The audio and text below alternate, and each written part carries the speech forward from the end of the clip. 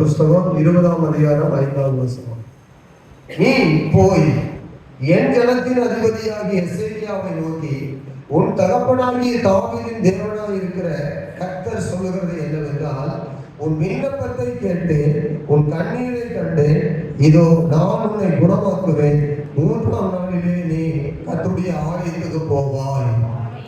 ஆமென். இந்த வசனத்துக்காக எல்லாரும் ஸ்தோத்திரம் பண்ணி ஜெபிக்கலாம். ஹல்லேலூயா. நன்றி செலுத்துகிறோம். எங்களோடு பேசுகிறப்பா. 4 வார்த்தைனாலும் எங்கள் வாழ்வுக்கு பிரயோஜனமாக, எங்கள் வாழ்க்கைக்கு தேவையான ஆலோசனையா இருக்கட்டும் ஏசப்பா. எங்களோடு நாங்கள் கேட்கிற போது என் இருதயத்தில் அதெல்லாம் எழுதப்படணும். கடவுளை நாங்கள் மறந்து விடாதபடி எழுதப்பட கத்திருக்கிறோம். பரிசுத்த ஆவியானவர் பிரசங்க நேரத்தில் உங்களுடைய வார்த்தைகளை பகிர்ந்து கொள்கிற வேளையில் ஆவியானவர் என்னோடு கூட இடைப்படும். கேட்கிறவருடைய பிள்ளைகளோடு கூட இடைப்படும். பரிசுத்த ஆவியானவருடைய ஆலோசனை மறையும் உடைய ஆவியானவர் பேசும். இயேசுவின் நாமத்தில் ஜெபிக்கிறோம் பிதாவே. ஆமென். கர்த்தருக்கு மகிமை உண்டாவதாக. ஹல்லேலூயா. ஆண்டவருக்கு ஸ்தோத்திரம். வேதத்தை நம்ம முறையாக வாசித்து வருவதற்கு தெரியும். ராஜாக்கள் புஸ்தகத்தில் ஒவ்வொரு ராஜாவும் அரசாங்க காலத்தில் ஆண்டவர் அவர்களை நடத்தியிருக்கிறார். ராஜாக்களுடைய ஜெபங்களை கேட்டிருக்கிறார். ராஜாக்களுக்கு வெற்றியை கொடுத்திருக்கிறார். அந்த ராஜாக்களை கர்த்தர் தான் ஏற்படுத்தினார். ராஜாக்களை கர்த்தர் தான் அபிஷேகம் பண்ணினார். ராஜாக்களுடைய ஜெபங்களை கர்த்தர் கேட்டு தேசத்துக்கு மட்டுமல்ல, அவர் தனிப்பட்ட வாழ்வுக்கு கூட கர்த்தர் அவருடைய காரியங்களை அருமையாக பொறுப்பெடுத்து நடத்தினார். ஹல்லேலூயா. இங்க நம்ம வாசிக்கிற வசனம் எசேக்கியா என்கிற ஒரு ராஜாவை பற்றி நாம் பார்க்கிறோம். அவனை பற்றி 3 இடங்களில் வேதபுத்தகத்தில் எழுதப்பட்டிருக்கு.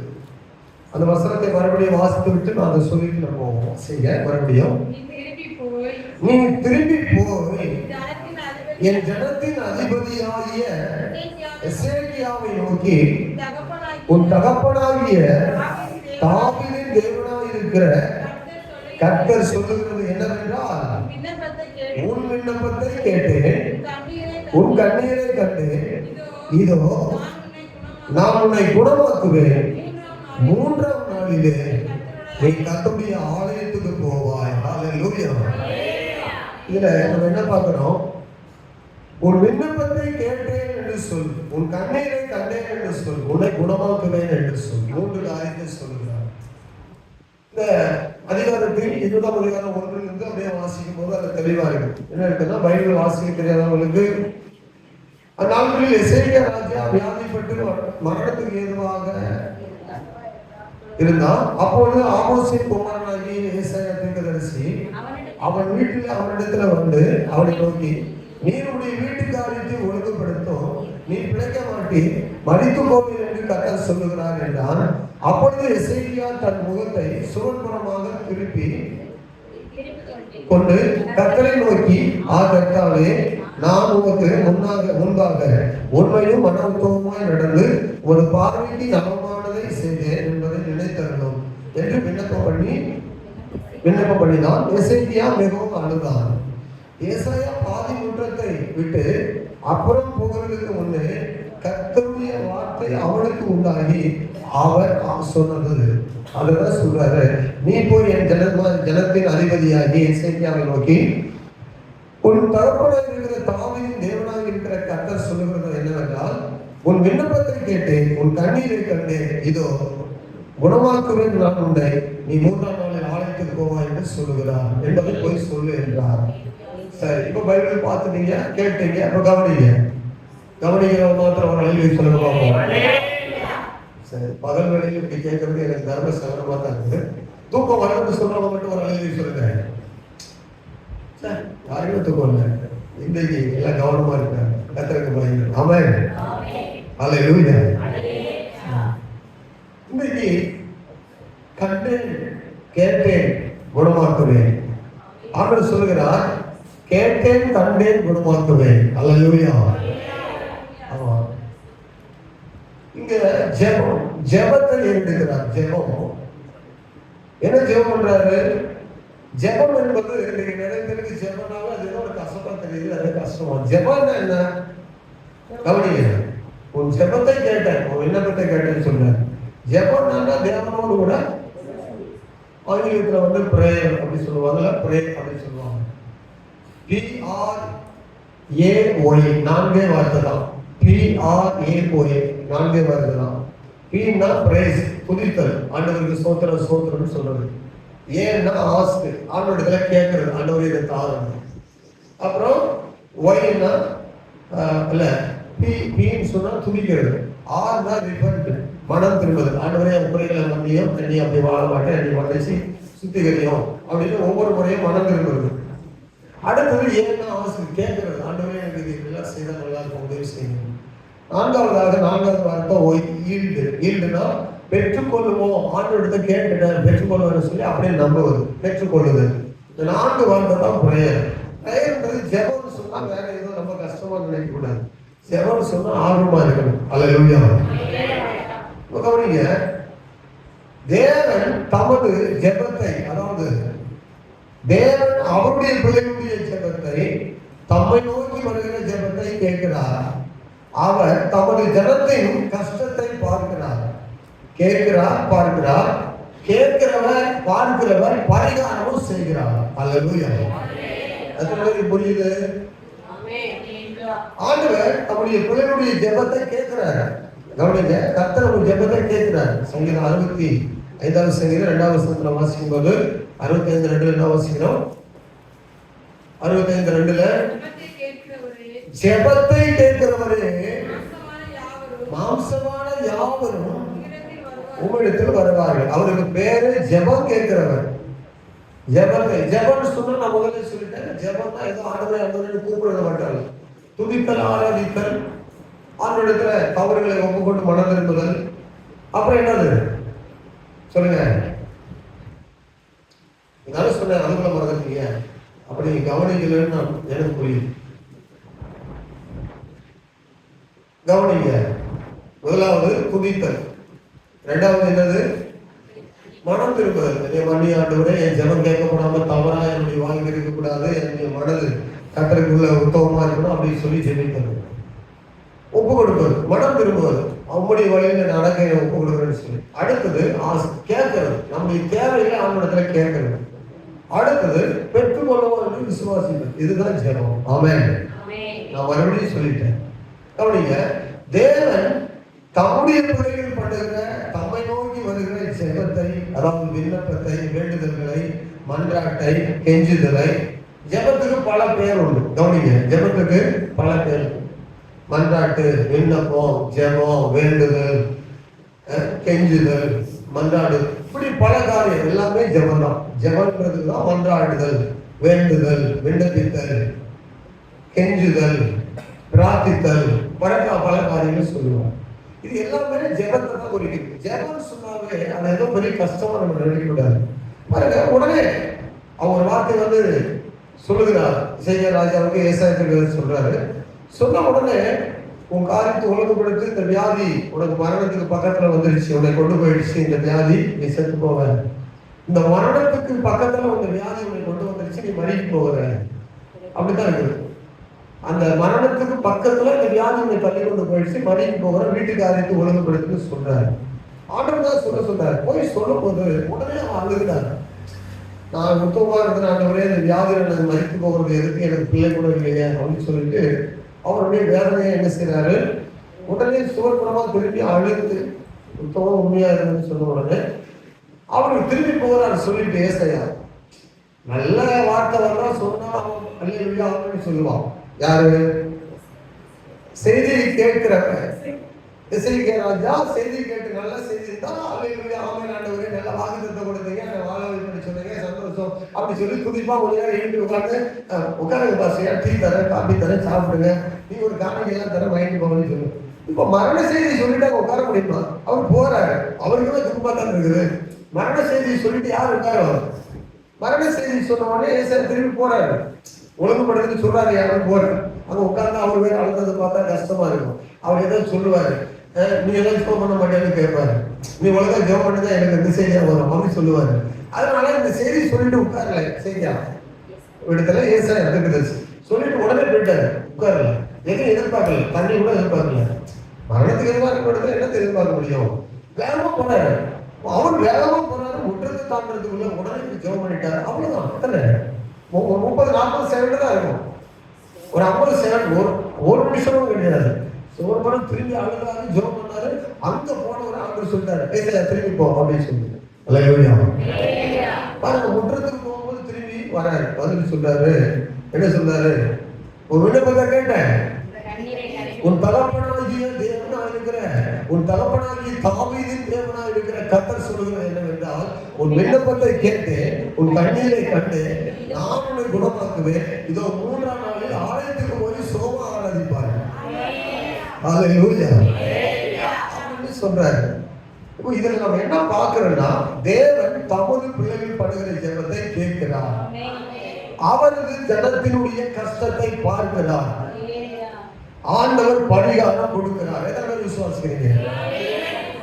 நம்பினா நீங்க தேவாலயத்துல வந்து பாச பார்க்க வேண்டாம், யாரையும் எதிர்பார்க்க வேண்டாம். நீங்களே ஜெபம் பண்ண ஆரம்பிச்சீங்க. எனக்கு இந்த தேவை சந்தி ஆண்டவரே, என்னுடைய காரியத்தை பொறுப்பெடுத்துக் கொள்ள ஆண்டவரே. உட்கார்ந்து நீங்க ஜெபம் பண்ணுவீங்க. ஜெபம் பண்ணா கண்டிப்பா அந்த வியாதி மாற்றினவர் நமக்கு இருக்கிற பிரச்சனை மாற்றுவார மாற்ற வேண்டாதா? கண்டிப்பா மாற்றுவார். என்ன பிரச்சனைனாலும் மாற்றுவார். மன கஷ்டமா இருக்கலாம், பண கஷ்டமா இருக்கலாம், வியாதியா இருக்கலாம், தேவையா இருக்கலாம், என்னவா இருந்தாலும் சரி, அதை அவர் கேட்கிறார். ஜெபத்தை அவர் கேட்கிறார். அங்க ஒரு பரிகாரத்தை கர்த்தர் பண்ணுகிறார். அல்லேலூயா. சரி, அப்போ இன்னைக்கு என்னன்னா, கேட்கிறார், பார்க்கிறார், பரிகாரம் செய்கிறார். அல்லேலூயா. ஒருவர் ஜெபிக்கிறார் என்றால் தேவன் ஒருவர் இருக்கிறார் என்பது உறுதி. எனக்கு ஆவியானவர் சொன்னதெல்லாம் நான் உங்களுக்கு சொல்லிட்டேன். இந்த வசனத்தை எடுத்து எனக்கு பிரசங்கம் பண்றது யோசிக்கும் போது ஆவியானவர் சொன்னதை நான் உங்களுக்கு சொல்றேன். ஒரு மனுஷன் ஜெபிக்கிறார், தேவாலயத்துக்கு போகிறார்னா அவர் தேவன் இருக்கிறார் என்பதை அந்த மனுஷன் உறுதிப்படுத்துறாரு.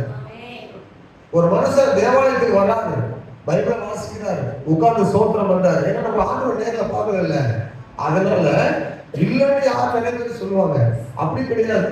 ஒரு ஆள் உலகம் படிட்டு இயேசுவேன்னு சொன்னா அவர் இருக்கிறாருங்க, அது உறுதியாக. அப்போ ஜெபத்தை கேட்கிறவர் இருக்கிறார். அல்லேலூயா. இரண்டாவது, ஒருவர் கண்ணீரோடு ஜெபிக்கிறார் என்றால் ஜெபிக்கிற அவருடைய இருதயம் உடைந்து நொறுங்கி இருக்கிறது என்று உறுதியாக. தேவனை பற்றி ஒரு உறுதி முதல்ல சொன்னேன். இரண்டாவது, ஒருத்தர் கண்ணீரோடு ஜெபிக்கிறார்னா அவன் இருதயம் நொறுங்கி இருக்கிறார், உள்ள உடைந்து இருக்கிறார் என்பது உறுதியாக. அடுத்தது, ஒருவர் கண்ணீரோடு தேவனிடம் வருகிறார் என்றால் அவருடைய நிலைமை ரொம்ப மோசமாக என்பது நமக்கு புரியுது. அவர் கண்ணீரோடு ஜெபிக்கிறார்னா அவர் நிலைமை மோசமா இருக்குதுன்னு அர்த்தம். அது நமக்கு புரியுது.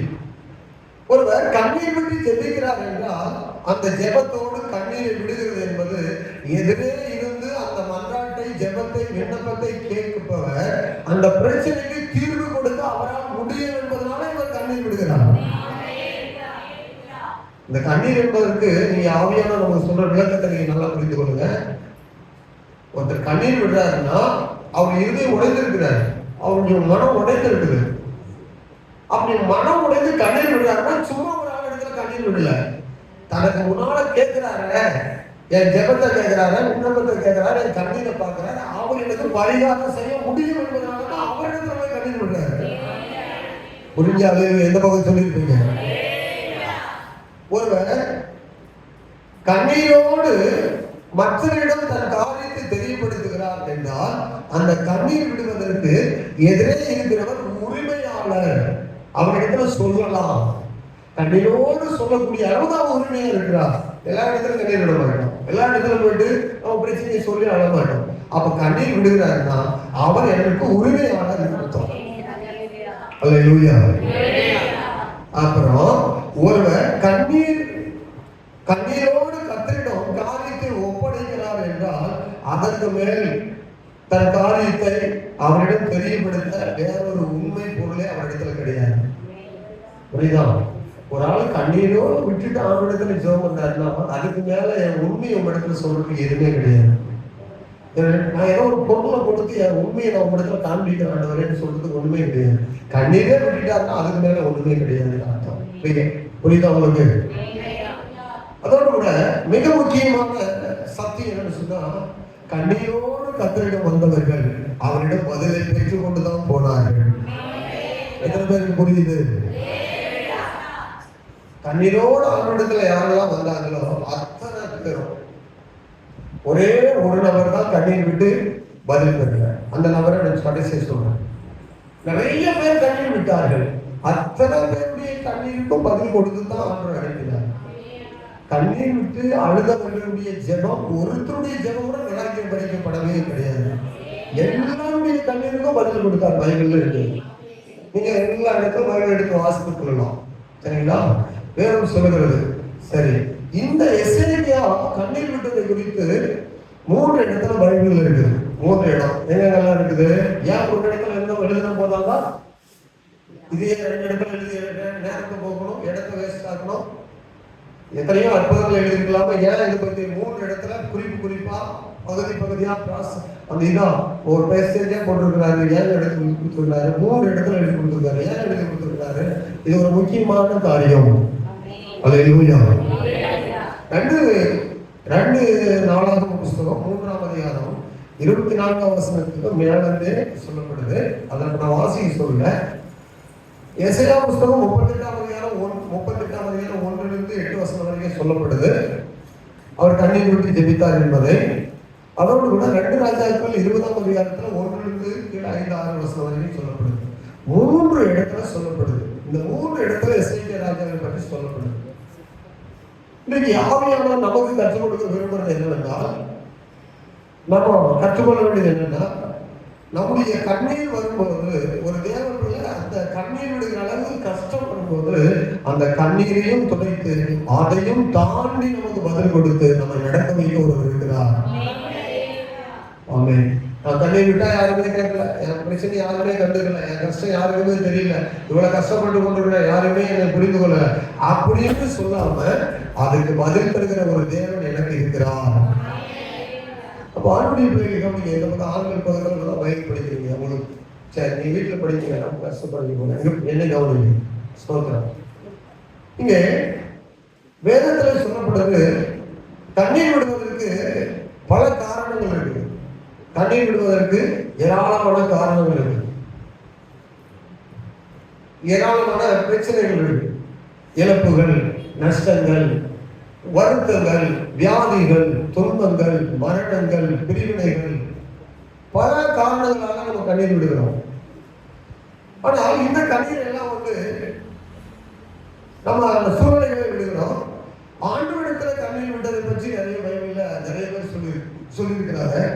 அந்த ஆண்டவரிடத்துல கண்ணீர் விட்டதை குறித்து சொல்லும் போது ஆண்டவர் அதை கவனித்திருக்கிறார். அதான் யோபு கூட சொல்றாரு, அழுவதற்கு பல காரணம் உண்டு, அழுகிறதற்கு கண்ணீர் விடுவதற்கு பல காரணம் உண்டு. யோபு புஸ்தகத்தை வாசிக்கும் போது 16:20 அவர் சொல்றாரு, அவர் ஒரு காரணத்துக்காக அழுகிறார், கண்ணீர் வடிக்கிறேன்னு சொல்றாரு. என் சிநேகிதர் என்னை பரியாசம் பண்ணுகிறார்கள், என்னுடைய தேவனை நோக்கி என் கண்ணீர் சொல்லுகிறது. சிலர் பேசுற வார்த்தைகள், என்னுடைய சிநேகிதர் என்னை பரியாசம் பண்றாங்க, நல்ல நண்பர்கள், அவங்க என்னை குத்தி பேசுறது, என்னை அவங்க உடைத்து பேசுவது, இடித்து பேசுவது எனக்கு ரொம்ப வேதனை அளிக்கிறது. ஆண்டவரை நோக்கி அழுகிற அளவுக்கு, ஆண்டவரை நோக்கி அழுகிற அளவுக்கு பேசுறாங்க. அது ரொம்ப கஷ்டமா இருக்கு, உள்ளத்தை உடைக்கிற வார்த்தைகளா இருக்கு. நான் என் தேவனை நோக்கி நான் அழுகிற அளவுக்கு இருக்கு. அப்போ காரணங்கள் நிறைய இருக்கு. அப்ப கூட இவங்க என்ன தேவனுடைய பிள்ளைகள் ஆண்டவரை நோக்கி தான் சொல்றாங்க. சங்கீதம் 6:6 சங்கீதக்காரர் சொல்றாரு, 6வது சங்கீதம் 6வது வசனத்துக்கு, அவருடைய கஷ்டத்துல என் பெருமூச்சினால் நான் நிலைத்து போகிறேன், ரா முழுவதும் நான் அழுது கொண்டிருக்கிறேன். அது ரா முழுவதும் எதுக்கு அழுதாருன்னா வயிற்று வலி. சாப்பாடு கொடுக்கும் போது தாவீதுக்கு எல்லாருக்கும் சாப்பிடுவாங்களாம், தாவீதுக்கு மட்டும் பழைய சோறு கொடுப்பாங்களாம், பழைய சோறு கொடுப்பாங்களாம். சரித்திரத்துல சொல்லப்படுது, நாரிகள் கூட அந்த மாதிரி போட மாட்டாங்க, பழைய சோறு கொடுப்பாங்களாம். அவனை ஏன் ஆடுமையை அனுப்பினாங்கன்னா அவங்க வீட்டுல ரொம்ப அவங்க சகோதரர்களையும் அவனை சகோதரெல்லாம் ஏற்றுக்கொள்ள. அதுக்கு ஒரு காரணம் உண்டு, அது ஏற்கனவே நீங்க கேட்டிருக்கிறீங்க. என்ன காரணம்னு சொன்னா அந்த காரணத்தை, அவனுடைய தாய் அவனை பெற்றெடுக்கும் போது, தாவீதை பெற்றெடுக்கும் போது ஒரு பிரச்சனை அவங்க வீட்டுல வந்துச்சு. அவங்க அப்பா யாரு? ஈசா. ஈசாய்க்கு அப்பா யாரு? ஓபேத். ஓபேத் யாருன்னு சொன்னா ஒரு புறஜாதியனுடைய மகன். இவன் இஸ்ரவேலன் கிடையாது, யூதன் கிடையாது. அப்போ போவாஸ் யாரா இருந்தாரு? போவாஸ் என்னவா இருந்தாரு? ஒரு நியாயாதிபதியா பெரிய ஆளா இருந்தாரு. அப்ப அதே வரிசையில வந்து ஈசாயும் ஒரு பெரிய நியாயாதிபதியா ஒரு சங்கத்துல பெரிய நபரா இருந்தது.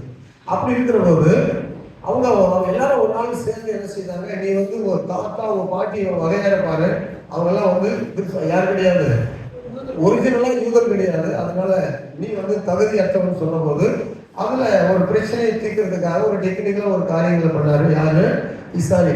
அப்ப இந்த ஈசாய் வந்து வேற ஒரு பெண்ணை திருமணம் செய்து கொண்டு இவன் தள்ளி விடுற பாருன்னு சொல்லி அதில் வந்து ஒரு அந்த நானும் வந்து உத்தரவு தான், நானும் வந்து குலத்தை சேர்ந்தவன் தான் சொல்றதுக்காக ஒரு காரியத்தை செய்யும்போது அதை அறிந்து அந்த அறிந்த வேலைக்காரி தாவீது, அதாவது அந்த யாருடைய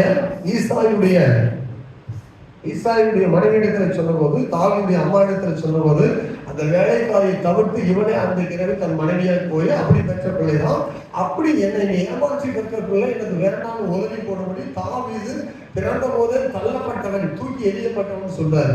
அப்படி தள்ளப்பட்டவனா இருந்தது ஒரு வேலைக்காரனோட கீழ்த்தனமா வளர்ந்தவன் தான் தாவீது என்று சொல்லி சரித்திரத்தில் நம்ம படிச்சா சொல்லி இருக்கிறோம், கேட்டுக்கிறீங்க. அது ஒரு பெரிய சரித்திரம். அது சொன்னா அது ஒரு மணி நேரம் சொல்லணும் விவரமா. அப்படி வெறுக்கப்பட்டவன் தான், தள்ளப்பட்டவன் தான், அற்பமா எண்ணப்பட்டவன் தான் தாவீது. ஆனால் அப்படி இருக்கிற வாழ்க்கையில தான் ஆண்டவர் அவனை தெரிந்து கொண்டார்.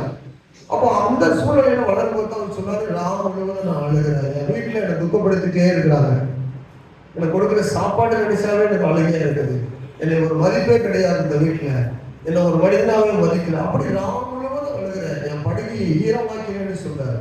சங்கீதம் 39:12 தாவீது நிறைய இடத்துல சொல்றாரு தன்னுடைய அழுகையை பற்றி. 39:12 சங்கீதம் 39:12 கர்த்தாவே என் ஜெபத்தை கேளும், என் கூப்பிடுதலுக்கு செவி கொடும், என் கண்ணீருக்கு மௌனமா. நிறைய கண்ணீர் விட்டாரு சொன்னாரு, என் கண்ணீருக்கு நம்மளால மௌனமா இருக்கிறீங்க ஆண்டவரே, நம்ம மௌனமா இருக்காதீங்க, ஜெபத்துக்கு பதில் தார் ஆண்டவரே, கண்ணீர் விட்டு கொண்டே இருக்க நம்ம நாளா அப்படின்னு சொல்லி சிரிக்கிறார். 56 சங்கீதம் 8ஆம் வசனத்துல மறுபடியும் சொல்றாரு, 56:8 என் அலைச்சல்களை தேவரீர் எண்ணியிருக்கிறீர், என்னுடைய கண்ணீரை ஒரு துருத்தில் வையும். திரும்ப திரும்ப இவரால சொல்ல முடியுது. அப்போ வாழ்க்கையில நிறைய அழுதே, வாழ்க்கையில நாட்களை நிறைய கழித்தவர் தாவீது. என் கண்ணீர் எல்லாம் ஒரு துருத்தில் வைத்திருக்கிறேன், எவ்வளவு அழுதுகிறேன்னு சொல்லி அப்ப அந்த கண்ணீர் அதிகமா விட்டவர் தாவீது. இப்படி கண்ணீர் விடுகிறவர்களை குறித்து வேதத்துல நிறைய இடத்துல சொல்லப்படுது. கண்ணீர் விட காரணம் என்ன, எந்த சூழ்நிலை கண்ணீர் விட்டாங்க என்பதெல்லாம் இப்ப நான் சொல்லிக் கொண்டிருக்கிறேன். அல்லேலூயா. புரிந்தா சத்தமா சொல்லலாம். நீங்க இது எந்த ரூபத்துல இதை சொல்லிட்டு இருக்கிறேன் என்பதை நீங்க புரிந்திருந்தாதான் நீங்க கூட வர முடியும். கவனிங்க, ஆண்டவர் என்ன சொல்றாரு, சங்கீதக்காரர் கண்ணீர் விடுவதை பற்றி என்ன சொல்றாருன்னா 126 சங்கீதம் 5ஆம் வசனத்தில் இந்த கண்ணீருக்கான வேதத்துல ஒரு காரணத்தை சொல்றாரு. 126 சங்கீதம் 5ஆம் வசனம், கண்ணீரோடு விதைக்கிறவர்கள் கம்பீரத்தோடே அறுப்பார்கள். நிறைய ஆண்டவரிடத்துல விண்ணப்பம் பண்றோம், நிறைய காரியங்களுக்காக ஜெபிக்கிறோம். அப்படி கண்ணீர் விடுகிறவர்கள் இருக்காங்க பாருங்க, அவர்கள் கம்பீரமான ஒரு அறுவடை ஆண்டவரிடத்திலிருந்து செய்வார்கள். ஆமென். கண்ணீரோடு ஜெபிக்கிறவங்க என்ன செய்வாங்க, ஒரு பெரிய அறுவடையை எதிர்பார்ப்பார்கள். அல்லேலூயா. கண்ணீர் விட்டு ஜெபிக்கிறவங்களுக்கு பெரிய பலன் உண்டாகும். அவங்க அந்த கண்ணீருக்கான பதிலை எடுக்காம இருக்க மாட்டாங்க. ஏன்னா கர்த்தர் வந்து கண்ணீர் விட்டு ஜெபிக்கக்கூடிய ஜெபத்தை கர்த்தர் தள்ளுவதில்லை. ஏன்னா சொல்றாரு பாருங்க, ஏசாயா 25:8 ஏசாயா 25:8 ஸ்தோத்திரம்.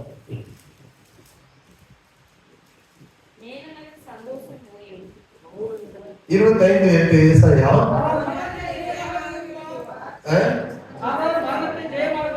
அவர் மரணத்தை ஜெயமாக விழுங்குவார், கர்த்தராகிய தேவன் எல்லா முகங்களிலும் இருந்து கண்ணீரை துடைத்து கர்த்தர் தம்முடைய ஜனத்துடைய நிந்தையை பூமியில் இல்லாதபடி முற்றிலும் நீக்கி விடுவார். கர்த்தரே இதை சொன்னார். அல்லேலூயா. எல்லாருடைய கண்ணீரையும் துடைப்பாராம், கண்ணீருக்கு காரணமா இருக்கிற எல்லாருடைய நிந்தையை நீக்குவாராம். ஏன்னா மரணத்தை ஜெயமாக விழுங்கினபடினால் எல்லாருடைய கண்ணீரையும் துடைப்பதற்கு ஹல்லேலூயா. ஒவ்வொருத்தருக்கும் ஒவ்வொரு பிரச்சனை, ஒவ்வொருத்தருக்கும் ஒவ்வொரு விதமான வாழ்க்கை போராட்டம். யார் வேண்டுனாலும் என்ன பிரச்சனை வேண்டாலும் அவங்க அழுது கொண்டு வரலாம். ஆனா அவங்க பிரச்சனை தீர்த்து அவங்க கண்ணீரை துடிப்பதற்கு அவர் மரணத்தை ஜெயித்து ஜெயமா இருக்கிறார். ஒவ்வொருத்தருக்கும் ஒரு பிரச்சனை, எல்லாரும் ஒரே விதமா அழுகிறது கிடையாது. ஒவ்வொருத்தருக்கும் ஒவ்வொரு விதமான அழுகை பிரச்சனை கண்ணீர். நானும் நீங்களும் அப்போஸ்தலன் பவுல் கண்ணீர் விடுகிறார்னா அவருடைய கண்ணீருக்கு காரணங்கள் உண்டு. அவர் கண்ணீர் விடும்போது எப்படி கண்ணீர் விட்டாரு? அப்போஸ்தலன் பவுலை குறித்து எப்படி சொல்லப்படுது? வாசிக்கும் போது அப்போஸ்தலன் பவுல் குறித்து என்ன வாசிக்கிறோம்? அப்போஸ்தலர்கள் 20:19 வாசிக்கும் போது, 20:31 வாசிக்கும் போது, அப்போஸ்தலர்கள் 19:19 வாசிக்கும் போது, 20 நான் வெகு மனத்தாழ்மையோடும் மிகுந்த கண்ணீரோடும் யோசனையோடும் நான் கர்த்தரை சேவித்தேன். மிகுந்த கண்ணீரோடு கர்த்தரை சேவித்தேன்னு சொல்றாரு. அடுத்தது 20:31 வசனம். ஆனபடியால் நான் 3 வருஷ காலம் இரவும் பகலும் கண்ணீரோடு இடைவிடாமல் ஏன்னா அவர் ஜெபிக்க, அவர் பிரசங்கம் பண்ணும்போது அழுதுதான் பிரசங்கம் பண்ணுவார். கண்ணீரோடு தான் ஆலோசனை சொல்றாரு. ஒரு பிள்ளை கெட்டு போகிற பாதையில போகும்போது அந்த பிள்ளையை ஒரு தகப்பன் திருத்துவான் இல்லையா? இப்படி போனா என் மனது வேதனையா இருக்குடா, இப்படி போனா உன் வாழ்க்கை சீரழிந்து விடும்பா, அதை தாங்க முடியாது இந்த வாழ்க்கையை பார்த்து அப்படின்னு சொல்லி மனம் உடைந்து ஒரு ஆலோசனை ஒரு தகப்பன் சொல்றது போல கண்ணீரோடு ஆலோசனை அப்போஸ்தலன் பவுல் சபையாருக்கு சொல்லி கொண்டிருந்தார் 3 ஆண்டு காலம். பிலிப்பியர் 3:18 சொல்றாரு, 2 தீமோத்தேயு 1:3 சொல்றாரு. இதெல்லாம் அவர் கண்ணீர் விட்டு நிறைய காரியங்கள்ல பிரசங்கம் பண்ண காரியங்களை பார்க்கணும். பைபிள்ல வாசிக்கும் போது இயேசு கிறிஸ்துவும் கண்ணீரோடு ஜெபம் பண்ணினார். வேதம் சொல்கிறது எபிரேயர் 5:7 இயேசுவும் கண்ணீரோடு கூட என்ன செய்தாரு? வாழ்ந்தார். அவருடைய வாழ்க்கையிலும் கண்ணீர் விட்டிருக்கிறார். யோவான் சுவிசேஷம் 11ஆம் அதிகாரத்துல சொல்லப்படுது 35ஆம் வசனத்துல அவர் கண்ணீர் விட்டார். 5:7 வாசிக்கும் போது 5:7 எபிரேயர் அவர் மாம்சத்தில் இந்த பூமியில வாழ்ந்த நாட்களில் தம்மை மரணத்திலிருந்து ரட்சிக்க வல்லமையுள்ளவரை நோக்கி பலத்த சத்தத்தோடும் கண்ணீரோடு விண்ணப்பம் பண்ணி வேண்டுதல் செய்து தமக்கு உண்டான பயபக்தி நிமித்தம் கேட்கப்பட்டார். ஹல்லேலூயா. இயேசுவும் எப்படி ஜெபம் பண்ணார்னா கண்ணீரோடு தான் ஜெபம் பண்ணார். ஒரு வெற்றியுள்ள வாழ்வுக்கு, ஒரு சரியான ஒரு அறுவடைக்கு, சரியான ஒரு ஜெயத்துக்கு, நம்ம தோல்வியில இராதபடி, நம்ம கஷ்டத்துல இராதபடி, நம்முடைய வாழ்க்கையில என்னாலும் நிந்தையில இராதபடி, நம்ம யாரும் அவமானமாகவே வாழ்க்கையை பேசி நம்முடைய வாழ்க்கையை அவமானத்திலே முடியாதபடி நம்முடைய வாழ்க்கை ஒரு கம்பீரமான வாழ்க்கையா மாற வேண்டும் என்றால் அதற்கு ஒரு தேவ பிள்ளைகளுடைய கண்ணீர் அவங்க ஜெபத்துல இருக்கும் என்றால் அவங்க வாழ்க்கையை ஒரு ஜெயமாய் கர்த்தர் மாற்றி வெற்றியான ஒரு வாழ்க்கைக்குள்ள அவங்களை நடத்துகிறார். நீங்க அந்த இடத்துல அழுவீர்கள், ஆனா சமுதாயத்துல கம்பீரமா நடப்பீர்கள். ஆமென். அந்த இடத்துல அழுகிற கர்த்தருடைய பிள்ளை, அதுதான் 126ஆம் சங்கீதம் 5ஆம் வசனத்துல 6ஆம் வசனத்துல வாசனம் 5ஆம் வசனம், கண்ணீரோடு விதைக்கிறவன் அவன் கம்பீரமாய் அறுப்பான். அழுது ஜெபித்து பழகி இருக்கிற பிள்ளைகள் ஒரு கம்பீரமான அறுவடையை வீட்டுல எடுப்பாங்க, தன் வாழ்க்கையில எடுப்பாங்க. அவன் வெக்கத்தோடு வாழ்க்கை முடியாது. அவன் ஏன்னா அவங்க கேட்டது கண்ணீரோடு ஆண்டவரிடத்துல விதைத்திருக்கிறாங்க. அறுவடையை சரியா செய்ய ஆண்டு உதவி செய்வார். வெளிப்படுத்தின விஷயத்துல வாசிக்கும் போது 7ஆம் அதிகாரம் 17ஆம் வசனம் 7:17 7ஆம் அதிகாரம் வாசிங்க.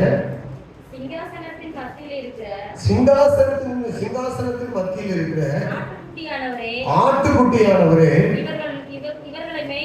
இவர்களை மேய்த்து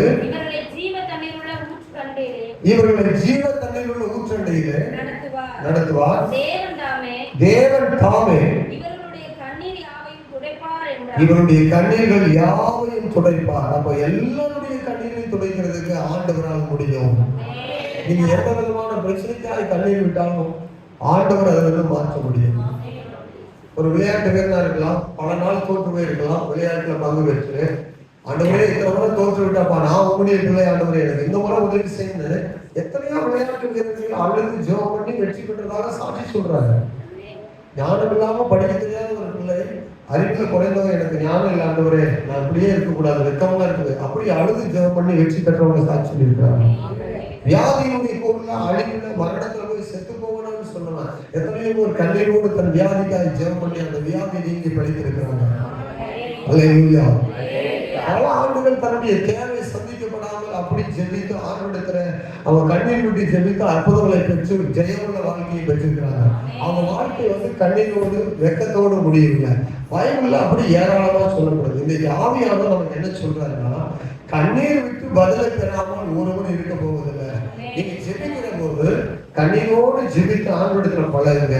அது பாவத்திலிருந்து மனம் திரும்புவதற்கு முக்கியமான ஒரு ஆதாரமா இருக்குது. போன வாரம் நம்ம பார்த்தோம்னா, அவன் விடிய காலத்துல என்ன செய்வான் என்று முந்தின இரவில் ஆண்டவர் சொன்ன போது அவன் இல்லை அப்படிலாம் இல்லை, நான் அப்படிலாம் இருக்க மாட்டேன்னு சொன்னான். ஆனா விடிய காலத்துல தான் தெரியுது அவன் தோல்வி. உடனே அவன் அழுதான். அவன் வாழ்க்கை தோல்வியில முடியல, ஜெயமா முடியுது. அதுபோல ஆண்டவர் ஏன் கண்ணீர் விட்டு ஜெபிக்கக்கூடிய வாழ்க்கையை ஆண்டவர் பொறுப்பெடுக்கிறார்னா, அவர்கள் தன்னுடைய இருதயத்தை ஆண்டவரிடத்துல சாய்க்கிறார்கள், தன் வாழ்க்கையை ஆண்டவரிடத்துல கொடுக்கிறார்கள், தன்னுடைய காரியம் தேவனுக்காக ஜெயமா இருக்க வேண்டும் என்று விரும்புகிறார்கள். அருடைய பிள்ளைகள் அவர்கள்தான் அந்த வசனத்துல அவர் எல்லாருடைய கண்ணீரையும் துடைக்கிறார். எந்த விதத்தில் இருந்தாலும் அவங்க பிரச்சனையை மாற்றுகிறார். வாசிக்கிறோம் வெளிப்படுத்தின விசேஷம் 21:4 ஸ்தோத்திரம். 21 அவர்களுடைய கண்ணீர் யாவையும் தேவன் துடைப்பார். இனி மரணம் இல்லை, இனி துக்கமும் இல்லை, இனி அயர்வும் இல்லை, இனி வருத்தமும் இல்லை, முந்தினவைகள் எல்லாம் ஒழிந்து போயின. ஆமா, கண்ணீரும் இல்லை, துக்கமும் இல்லை, தூக்கமும் இல்லை. பரலோகத்துல கூட தூங்க முடியுமா? அல்ல, சொல்லுங்க. ஆடி பின்னிடுவாங்க தூதர். இங்கதான் பாசு சும்மா இருப்பாரு. அங்க போய் தூங்கினா தூதர்கள் என்ன செய்வாங்க? அல்ல, சொல்லுங்க. ஆமா, சொல்லுங்க சத்தமா. ஆமே. அங்க போய் துக்கமும் இல்லை, தூக்கமும் இல்லை, வருத்தமும் இல்லை, கண்ணீரும் இல்லை, பசியும் இல்லை, பட்டினியும் இல்லை. இங்க படுகிற ஒரு துயரமும் உங்களுக்காக கிடையாது. ஆனா அந்த ராஜ்யத்துக்கு போகும்போது, ஆனால் நரகத்துல என்ன இருக்குது? ஆழங்கள் இருக்குது, கண்ணீர் இருக்குது, ஐயோங்கிற சத்தம் இருக்குது, இந்த மார்புல அடித்து கொண்டு வேதனை இருக்குது. நரகத்துல அத்தனை துயரமும் ஏராளமான பிரச்சனையும் இருக்குது. அங்க போயிட்டா ஒரு மனிதனுடைய வாழ்வு அவன் நித்திய காலமா வாழ்ந்தாகணும், நரகத்திலே வாழ்ந்தாகணும், வேற வழி கிடையாது. அந்த கஷ்டத்திலிருந்து மீட்க இயேசு சிலுவையில அவரே கண்ணீர் விட்டு ஜெபம் பண்ணி நமக்கு ஒரு வெற்றி உள்ள வாழ்வு கத்தர் கொடுத்திருக்கிறார். இனியும் நம்ம தோற்று போகாதபடி கண்ணீரோடு ஜெபம் பண்ணி இனியும் வெற்றியா வாழணும்னு சொல்றாரு. ஹல்லேலூயா. இதுவரைக்கும் நிறைய பேர் ஆவிக்குரிய வாழ்க்கையில தோல்வியா இருக்கிறேன், வளர முடியல, என்னால எனக்கு ஜெபிக்க முடியல, நான் நல்லா வெற்றி உள்ள வாழ்வுக்குள்ள இல்லை அப்படின்னு சொல்லி யாரெல்லாம் இருக்கிறீங்களோ, நீங்கள் ஒரு வெற்றி உள்ள வாழ்வுக்கு வர்றதுக்கு நீங்கள் ஆண்டவரிடத்தில் அப்படி ஜெபம் பண்ணி பழகுங்க. கண்ணீரோடு நீங்கள் ஆண்டவரை தேடும் போது நிச்சயமான ஒரு பதிலை, இது கிருபையின் காலம். இது என்ன காலம்? பதிலை பெறாமல் போக மாட்டீங்க. பதில் நிச்சயமா நமக்கு கிடைக்கும். ஆமென். நிறைய பேர் அதாவது பாவத்துல எந்த விதமான நன்மையும் கிடையாது. கவனிங்க, பாவத்துல என்ன கிடையாது? எந்த விதமான நன்மையும் கிடையாது. அதுக்கு ஒரு உதாரணம் நான் வாசித்தேன், நான் சொல்றேன் கேளுங்க. எத்தனை பேர் கவர்மெண்ட் கிட்ட திரும்பி சொல்றாங்க கேட்கறீங்களா பார்ப்போம். ஒரு சிகரெட் கம்பெனி, அந்த சிகரெட் கம்பெனியில சிகரெட் தயாரிச்சு அந்த அட்டையில படத்துல 3 காரியங்கள் எழுதியிருந்தாங்க. 3 காரியம், 3 பயனடைய போகிறீர்கள் எழுதியிருந்தாங்க. அது என்ன 3 பயனடைய போகிறீர்கள் அப்படின்னா, முதலாவது ஒரு பயன் சொன்னாங்க, 1 உங்க வீட்டுக்கு திருடனே வரமாட்டான் அப்படின்னு சொல்லி எழுதியிருந்தாங்க. 2வது என்னன்னு சொன்னா, நீங்க முதுமை அடைவதே கிடையாது. இந்த சிகரெட் பாக்கெட்ல 3 நன்மை உங்களுக்கு இருக்குது சிகரெட் வைத்திருக்கிறவங்களுக்கு அப்படின்னு. முதல் என்ன சொல்ல பார்ப்போம்? உங்க வீட்டுக்கு திருடனே வரமாட்டான். 2வது நீங்க முதுமை அடை. 3வது உங்க வீட்டுல பெண் பிள்ளையே பிறக்காது, கஷ்டமே கிடையாது அப்படின்னு எழுதியிருக்கான். இந்த சிகரெட் வாங்கலாம் குடிச்சாங்க பாத்தீங்களா, இவங்க இந்த அட்டை படத்துல உள்ளதை ஏதோ தவறுதலா தான் அச்சடித்திருக்கிறான்னு சொல்லிட்டு இவங்க முதலாவது கண்டுகொள்ளல. அடுத்து பார்த்தா அந்த சிகரெட் கம்பெனிக்காரன் அந்த 3 காரியத்தை போட்டு எல்லா நாட்களும் அடிச்சுட்டே இருக்கிறான். அப்போ நிறைய பேருக்கு இது எப்படி அப்படின்னு சொல்லிட்டு உடனே கோர்ட்ல போயிட்டு கேஸ் போட்டாங்க. இந்த சிகரெட் கம்பெனிக்காரன் இப்படி 3 காரியத்தை போட்டுக்கிறான், இது என்னன்னு எனக்கு சொல்லணும்னு சொல்லி. அப்போ வழக்கு வந்தது. வழக்கு வரும்போது சிகரெட் கம்பெனிக்காரன் வந்தான். வந்த உடனே அவன் சொன்னான், நான் சொல்றது என்ன நடக்குமோ அதை தான் நான் போட்டுக்கிறேன். என்ன உங்களுக்கு நடக்குமோ அதை தான் நான் போட்டிருக்கிறேன் அப்படின்றப்ப நம்ம அடிச்சு உறுதியா பேசுறாரு, ரொம்ப உறுதியா பேசுறாங்க, வாதாடுறாங்க. அது முதலாம் வந்து என்ன சொல்றேன்னா, நீங்க சிகரெட் குடிப்பதனால காச நோய் வந்தா இரவுல வந்து இருமிக் கொண்டே இருப்பீங்க, திருட உங்க வீட்டுல வரவே மாட்டாங்க. இது உண்மையா இல்லையா? சிகரெட் குடிச்சீங்கன்னா உங்களுக்கு காசு நோய் வரும், இருதயத்துல வந்து புகை உண்டாலும், இருமல் வரும். நீங்க இருமிட்டு எந்த வீட்டுல திருட வரும்? இது உண்மையா இல்லையா? நான் அதான் போட்டுருக்கேன். பேசவே முடியல கோர்ட்ல. இது வந்து உண்மையா நடந்த சம்பவங்க. கோர்ட்ல கேஸ் போட்டு நடந்த சம்பவத்தை நான் உங்களுக்கு சொல்லிட்டு இருக்கேன். ரெண்டாவது அவங்க சொல்றாங்க, ரெண்டாவது என்னன்னு சொன்னா, கொஞ்சம் வயதுலேயே சாக போறீங்க. இது குடிச்சா கொஞ்சம் வயதுல செய்ய போறீங்க. அப்ப முதிர் வயதே உங்களுக்கு வராது. நான் சொல்றது உண்மை தானே? முதிர் வயதே காண மாட்டீங்க, அப்படிதானே? அதான் சொன்னேன், முதிர் வயதே காண மாட்டேங்க. அவங்க இளமையிலே இருக்குன்னு இளமையிலே போயிருவீங்கன்னு அர்த்தம். மூன்றாவது அவங்க போட்டுருக்கிறாங்க, என்ன சொல்லியிருக்காங்கன்னா, மலட்டு தன்மை ஏற்படும். மலட்டு தன்மை தான் பிள்ளை பிறக்கும் போதுல, பிள்ளையே பிறக்காத போது பெண் பிள்ளை உங்களுக்கு என்ன பிறக்க போகுது? பாருங்க, அவளை பிடிச்சி இதனால அவங்களுக்கு எந்த பிள்ளையும் பிறக்க போவது இல்லை. ஆகவே நாங்கள் சொல்ற வாக்கிய சரியே சாதித்தாங்க. கோர்ட்டில் ஒண்ணுமே பேச முடியல. நீங்க என்ன பாவத்துல என்ன நன்மை இருக்குது? ஆனால் மனிதனுக்கு அதனால ரொம்ப ஈர்ப்பு இருக்குது. அது குறித்து நன்மையான ஒரு காரியத்தை கேள்விப்படும் போது அதில் விழுந்து விடுகிறான். ஒரு சின்ன காரியம் நன்மைகள் சொல்றது போது விழுந்து விடுகிறான், பின்னர் பாதிக்கப்படுறான். அவன் என்ன செய்யணும், நன்மைக்குள்ள இப்படி ஒரு தீமை இருக்குதுன்னு அவனுக்கு தெரியல, நன்மை போல காட்டுறான். அவன் இதுதான் சொன்னான், இதனாலதான் கண்கள் திறக்கப்படும் சொன்ன உடனே போய் விழுந்தான். அல்லேலூயா. ஆமா, இதெல்லாம் கண்ணீருக்கு காரணமா மாறுது. ஒன்று இதெல்லாம் என்னவா மாறுகிறது? அநேகருடைய பாவம் கண்ணீருக்கு காரணமா மாறுது. நல்லா கவனிங்க, பாவத்தில் எந்த நன்மையும் கிடையாது. பாவம் செய்கிற ஆத்மா சாகும். பாவத்துல எந்த விதமான ஆமென் சந்தோஷமும் கிடையாது. அதனால பாவத்துல வந்து வருகிறது எல்லா விளைவுகளும் தீமைதான். ஆகவே பாவத்தை குறித்து யார் என்ன நன்மையான காரியத்தை சொன்னாலும் அதை நம்ப கூடாது. அது பல தீமைகள் அதற்குள்ள இருக்குது. எந்த அழகான நிலத்தில் இருந்தாலும், எவ்வளவு சுவையாக இருந்தாலும் விஷம் விஷம்தான். புரியுதா உங்களுக்கு?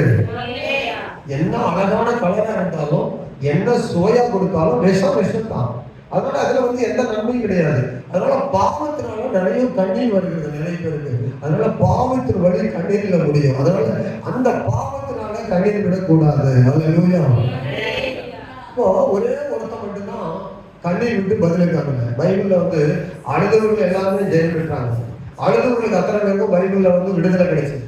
நான் உங்களுக்கு ரொம்ப டீப்பா போகல, மேலோட்டமா சொல்லிட்டே வரேன். இன்னும் டீப்பா உங்களுக்கு பிரசங்கத்துக்குள்ள போகல, எல்லாம் முகவரி தான். முகவரியோட நான் முடிவு போகிறேன். அல்லேலூயா. இப்போ ஆதியாகம புஸ்தகம் 21ஆம் அதிகாரம் 6ஆம் வசனம், ஒரு 2-3 வசனத்தை சொல்லி நான் முடிக்க போறேன், ஜெபிக்க போகிறேன். கவனமா பாருங்க. 21:6. அப்பொழுது சாரா தேவன் என்னை நடக்க பண்ணினார். 21:16. 21 ஆதியாகமம், சாகிறதை நான் பார்க்க மாட்டேன், பிள்ளை சாகிறதை நான் பார்க்க மாட்டேன் என்று சொல்லி எதிராக அம்பு பாயும் தூரத்திலே போய் ஆகார் என்ன செய்தார்? உட்கார்ந்து அவள் அழுது கொண்டிருந்தாள். அவன் அழுது சத்தத்தை கேட்டு அந்த அழுகின் கண்ணீரை பார்த்து பரலோகம் சும்மா இருக்குல்ல, அங்கிருந்து உடனே கர்த்தர் வந்தார். அவனை ஒரு சாதி ஆக்குவேன், உன்னை ஒரு குடும்பம் ஆக்குவேன். நீ தனியா ஒரு பிள்ளையோடு நீ அழைத்து போயிடுவேன். உன் வாழ்க்கை அவ்வளவுதான் நீ நினைக்காத. ஒரு வாழ்க்கை இருக்குது, உன் பிள்ளைக்கு ஒரு எதிர்காலம் இருக்குது. அவன் ஒரு தேசம் ஆவான். அவனுக்குள்ள 12 பிள்ளைகள் பிறப்பாங்க, 12 பிறப்புகள் வர போறாங்க. ஒரு ஆளுகை, ஒரு கோத்திரமாக, ஒரு சாதியாக, ஒரு தேசமாக அன்றைக்கு மாற்றி விட்டது. ஒரு வாக்குத்தத்தத்தையே பெற்றுக் கொடுத்தது அந்த ஆளுகை. பாருங்க, அழுதவர்கள் அழுகை வந்து தோல்வியில முடியல. ஆவியானவர் இதை சொல்லும் போது பிரசவத்தை எப்படி ஆரம்பிக்க சொன்னாருன்னா, நல்லா கவனிங்க. அநேக நாள் பிரச்சனை, அநேக நாள் போராட்டம், அநேக நாள் வியாதி, அநேக நாள் கடன், அநேக நாள் பாவத்துல போராடி கொள்கிற ஒரு பிரச்சனை, அநேக நாள் தொடர்கிற ஒரு போராட்டம். ஒரு நாள் கண்ணீரோடு அந்த பிரச்சனை முடியும் போதுன்னு ஆவியானவர் சொன்னார். சொல்லுங்க, அதை நீ சொல்லிக் கொடுன்னு சொன்னாரு. நான் அதை உங்களுக்கு சொல்றேன். அநேக நாள் பிரச்சனையை ஒரு நாள்ல முடிவுக்கு கொண்டு வருகிறது. அதுதான் இந்த கண்ணீரை எஸ்ஐகே இடத்துல நம்ம பார்க்கணும். எவ்வளவு நாள் வியாதி இருந்தது? ஒரு கேன்சர் வியாதி. இந்த வியாதி முற்றி முற்றி முற்றி முற்றி கொஞ்சம் கொஞ்சமா வந்து உலக வியாதி என்பது கேன்சர் போட்டப்படுகிறது. இது கேன்சர் வியாதி ரொம்ப நாளா இருந்து சாக போகிற நிலைமைக்கு வருது. அப்படியே தள்ளப்பட்டு கொண்டே இருந்தான். ஆனா கடைசி எத்தனை காலம் கஷ்டப்படான்னு தெரியல. மருத்துவம் பாக்குறாங்க. ஒரு வியாதி வந்தா எவ்வளவு நாள் மருந்து எடுக்கிறாங்க. ஒவ்வொரு முறை ஆஸ்பத்திரிக்கு போகும்போது கஷ்டமா இருக்குது நமக்கு, அப்படித்தானே? என்ன சரீரம், என்ன மருந்து எடுக்கணும், எத்தனை நாள் இந்த பிரச்சனை, எத்தனை நாள் இந்த மூக்கு இருக்குது, எத்தனை நாள் இந்த சளி இருக்குது, எத்தனை நாள் இந்த பிரச்சனை இருக்குது, அப்படின்னு நமக்கு சலிப்பா போராட்டமா இருக்குது, தொடர்ச்சியா வந்து கொண்டே இருக்கு. அப்போ ஒரு முடிவு பாருங்க, இவர் அநேக நாட்கள்ல சிந்தித்து கொண்டே இருக்கிறாரு. நான் ஒரு ராஜாவா இருக்கிறேன், என் வீட்டுல ஒரு பிள்ளை இல்லை, என் வீட்டுல நான் ஆண்டுடைய பிள்ளை, என் ஜெபத்தெல்லாம் ஆண்டு கேட்கிறாரு, நான் ஆண்டுடைய சந்ததியா இருக்கிறேன், ஆனா அந்த பிரச்சனையே முடியல அப்படின்னு ஒவ்வொரு நாளும் புலம்பிக் கொண்டே இருக்கிறாரு. ஒரு கடைசி நாள் வருது, சாவுன்னு சொல்றாரு. அந்த நாள்ல இசைக்கியா ராஜா சாவு உனக்கு வரும்னு சொல்லும்போது அத்தனை நாள் பிரச்சனையும் ஒரு கண்ணீரோடே முடிந்து அடுத்த புதிய ஒரு வாழ்க்கையை உண்டாகிறது. அந்த கண்ணீர் என்பதை குறித்து நீ சொல்லு அப்படின்னா, அநேக நாள் அழுது கொண்டிருக்கிறியா? அண்ணன் சொன்னாரு, இனிமேல் நீ அழமாட்டாய், இனிமேல் என்ன செய்ய மாட்டாய், கண்ணீர் விட மாட்டாய். நிறைய நாள் பிரச்சனை, நிறைய நாள் போராட்டம் வழியா வரும், இனி நீ அழுது கொண்டிருக்கிறாய். ஆண்டவர் சொல்றாரு ஏசாயா புஸ்தகத்துல, இனிமேல் நீ அழுது கொண்டிருக்க மாட்டாய். 25 ஆண்டு காலம் அழுது கொண்டிருக்கலாம். யாரு? சாரா அழுது இருக்கலாம், பிள்ளைகளையே சொல்லி துக்கத்திலே வாழ்ந்து அழுகிலே இருந்திருக்கலாம் ஒவ்வொரு நாளும். ஆனா 25 ஆண்டு காலத்துக்கு பிறகு ஒரு நாள் ஒரே ஒரு அற்புதத்துல அவன் அழுகை அப்படியே ஸ்டாப் ஆயிடுச்சு. அது பிறகு கண்ணீரே கிடையாது. அதனாலதான் ஈசாக்குன்னு பேர் வச்சாங்க. ஈசாக்கு என்றால் புன்னகை, ஈசாக்கு என்றால் சந்தோஷம், ஈசாக்கு என்றால் மனமகிழ்ச்சி, இனி அழுகையே கிடையாது. அப்ப அழுகை என்பது தேவனுடைய பிள்ளைக்கு, கண்ணீர் என்பது ஒரு முற்றுப்புள்ளியாக நிறைய பேருடைய வாழ்க்கையில நிறைய பேருடைய ஜெபத்தை கேட்டு கர்த்தர் மாற்றி இருக்கிறார். இன்னொரு வசனம் 1 சாமுவேல் புஸ்தகம் 30ஆம் அதிகாரம் 4ஆம் வசனம். 1 சாமுவேல் 30:4. 1 சாமுவேல் 30ஆம் அதிகாரம் 4ஆம் வசனம். அப்பொழுது தாவீதும் அவனோடு இருந்த ஜனங்களும் அழுகிறதற்கு தங்களுக்கு பலனில்லாத போக மட்டும் அழுதார்கள். ஆமா, சத்தமிட்டு. காலை முதல் வந்து சிக்கலாக பார்த்தது முதல் வீடு ஒன்றும் இல்லை, கூடாரம் ஒன்றும் இல்லை, மனைவி பிள்ளைகளை காணல, ஆடு மாடுகளை காணல, காலிலிருந்து அழுகுறாங்க. ஒரே அழுகையா இருக்குது, பலனே இல்லை, அழுதலுக்கு பலனே போயிடுச்சு. அல்லேலூயா. பைபிள் சொல்லப்படுது, வேதம் சொல்லுகிறது, தாவீது அழுது முடிச்சுட்டான். எல்லாம் கூட இருந்தவங்களாம் அழுதாங்க. எந்த பக்கம் மனைவி போனாங்க, பிடிச்சிட்டு போனாங்க, பிள்ளைகள் பிடிச்சு போன வாலிப பிள்ளைகள் ஆடு மாடுகள் சம்பாதித்து வைத்திருந்த நம்பிக்கையா இருந்த அத்தனையும் பிடிச்சிட்டு போயிட்டாங்க. இப்போ இது ஒரு பெரிய கேள்வி, எந்த பக்கம் போச்சுன்னு தெரியாது. அழுது கொண்டிருக்கிறாங்க, அழுகையோடு இருக்கிறாங்க, அழுவதற்கு பலனே இல்லை, அழுது முடிச்சுட்டாங்க. வேதம் சொல்லுகிறது, ஆண்டவர் ஒரு வழியை காட்டினார். அவன் அங்க ஒரு மனிதனை கொண்டு வராங்க. தாவீது அவருக்கு அப்பமெல்லாம் கொடுத்து, நீ யாருப்பா என்னப்பான்னு கேட்கும்போது, நாங்க படையெடுக்க வந்தோம், என்னை நீ கொல்லாம இருந்தா நான் கூட்டிட்டு போகணும், அந்த தண்டுக்கே கூட்டிட்டு போகணும். அழுகைக்கு முடிவு ஒன்று பண்ணினார். ஆண்டவர் இந்த தண்டை பின்தொடர்ந்து போகணுமான்னு கேட்டார் தாவீது. உடனே போ, சகலத்தையும் திருப்பி கொள்வான்னு சொன்னாரு. அதை போய் திருப்பி கொண்டு பெரிய ஒரு கொள்ளையாக, இது மட்டுமல்ல, இவங்க பிடித்து கொண்டு போனது மட்டுமல்ல, இவங்களுடைய கூடாரம் மட்டுமல்ல, ஏராளமான பொருட்களை எதிரிகள் இடத்துல இவங்க எடுத்து கொண்டு வந்தாங்க. பாருங்க, அழுகை வந்து அழுகையாகவே இல்லை, ஒரு பெரிய கழிவுதான் மாறினது. மத்தேயு சுவிசேஷம் 26:75, மார்க் 14:72, லூக்கா சுவிசேஷம் 22:62, இது எல்லாமே 1 சாமுவேல் 1ஆம் அதிகாரத்துல அன்னாளுடைய ஜெபத்துல அவள் வெகுவாய் அழுதாள். ஆனால் அவனுடைய வாழ்க்கை அன்றோடு முடிந்தது. அவன் நாட்கள் துக்கப்பட்டு இருந்தான். ஒவ்வொரு நாளும் கொஞ்சம் கொஞ்சம் கண்ணீர் விட்டு இருப்பான். ஒரு நாள் போய் ரொம்ப தேவ சமூகத்துல கண்ணீர் விட்டான். அல்லேலூயா. வாழ்க்கை தோல்வியா முடிஞ்சிருமோ, வாழ்க்கை அப்படியே போயிருமா, வாழ்க்கை இப்படிதான் இருக்குமா அப்படிலாம் அவன் யோசித்தா. ஆனா அப்படி இல்லை, அவளுடைய வாழ்க்கை ஜெயமாய் முடிந்தது. ஒரு பொருத்தனை பண்ணினா, வெகுவும் அழுதா, ஜோம் பண்ணா, அன்றோடு ஒரு தீர்வு வந்தது. ஒரு வியாதியா இருக்கலாம், அவருடைய வாழ்க்கையில ஒரு பொருளாதார பிரச்சனையா இருக்கலாம், ஒரு பெரிய எதிரிகள் முன்னால வீழ்ந்து போன ஒரு காரியமா இருக்கலாம், அல்லது வாழ்க்கையில ஒரு பெரிய தோல்வி வழியா போயிருக்கலாம். அதுதான் அந்த தோல்விதான் யார் கண்டது? பேதுரு கண்டார். வாழ்க்கையில ஒரு பிள்ளை என்கிற இல்லை என்கிற ஒரு பெரிய தோல்விக்குள்ள போனால் அண்ணார். அந்த ஒரு பெரிய பிரச்சனையா இருந்தது. வியாதி என்கிற ஒரு பிரச்சனை வழியாக இசைக்கா ராஜா போனார்கள். இப்படி ஒவ்வொருவரும் ஒவ்வொரு விதமான பிரச்சனை போய் கொண்டிருந்தாங்க. ஆனால் என்று கண்ணீர் விட்டு ஆண்டவரிடத்துல கேட்டார்களோ, அந்த கண்ணீரோடு அவங்க பிரச்சனை அப்படியே ஸ்டாப் ஆயிடுச்சு. அதுக்கு பின்னால அவங்க வாழ்க்கை தொடரவே இல்லை. அல்லேலூயா. உன் கண்ணீரை கண்டேன் என்றால் ஆண்டவர் சும்மா பார்த்துட்டு வேடிக்கை பார்த்துட்டு போறவர்கள், நம்மோடு கூட சேர்ந்து அழுதுகிட்டு போகிறவர்கள், கண்ணீருக்கு முற்றுப்புள்ளி வைக்கிறவர் நம்முடைய ஆண்டவர். அவன் 20ஆம் அதிகாரம் 5ஆம் வசனத்தை வாசிக்கிறோம்.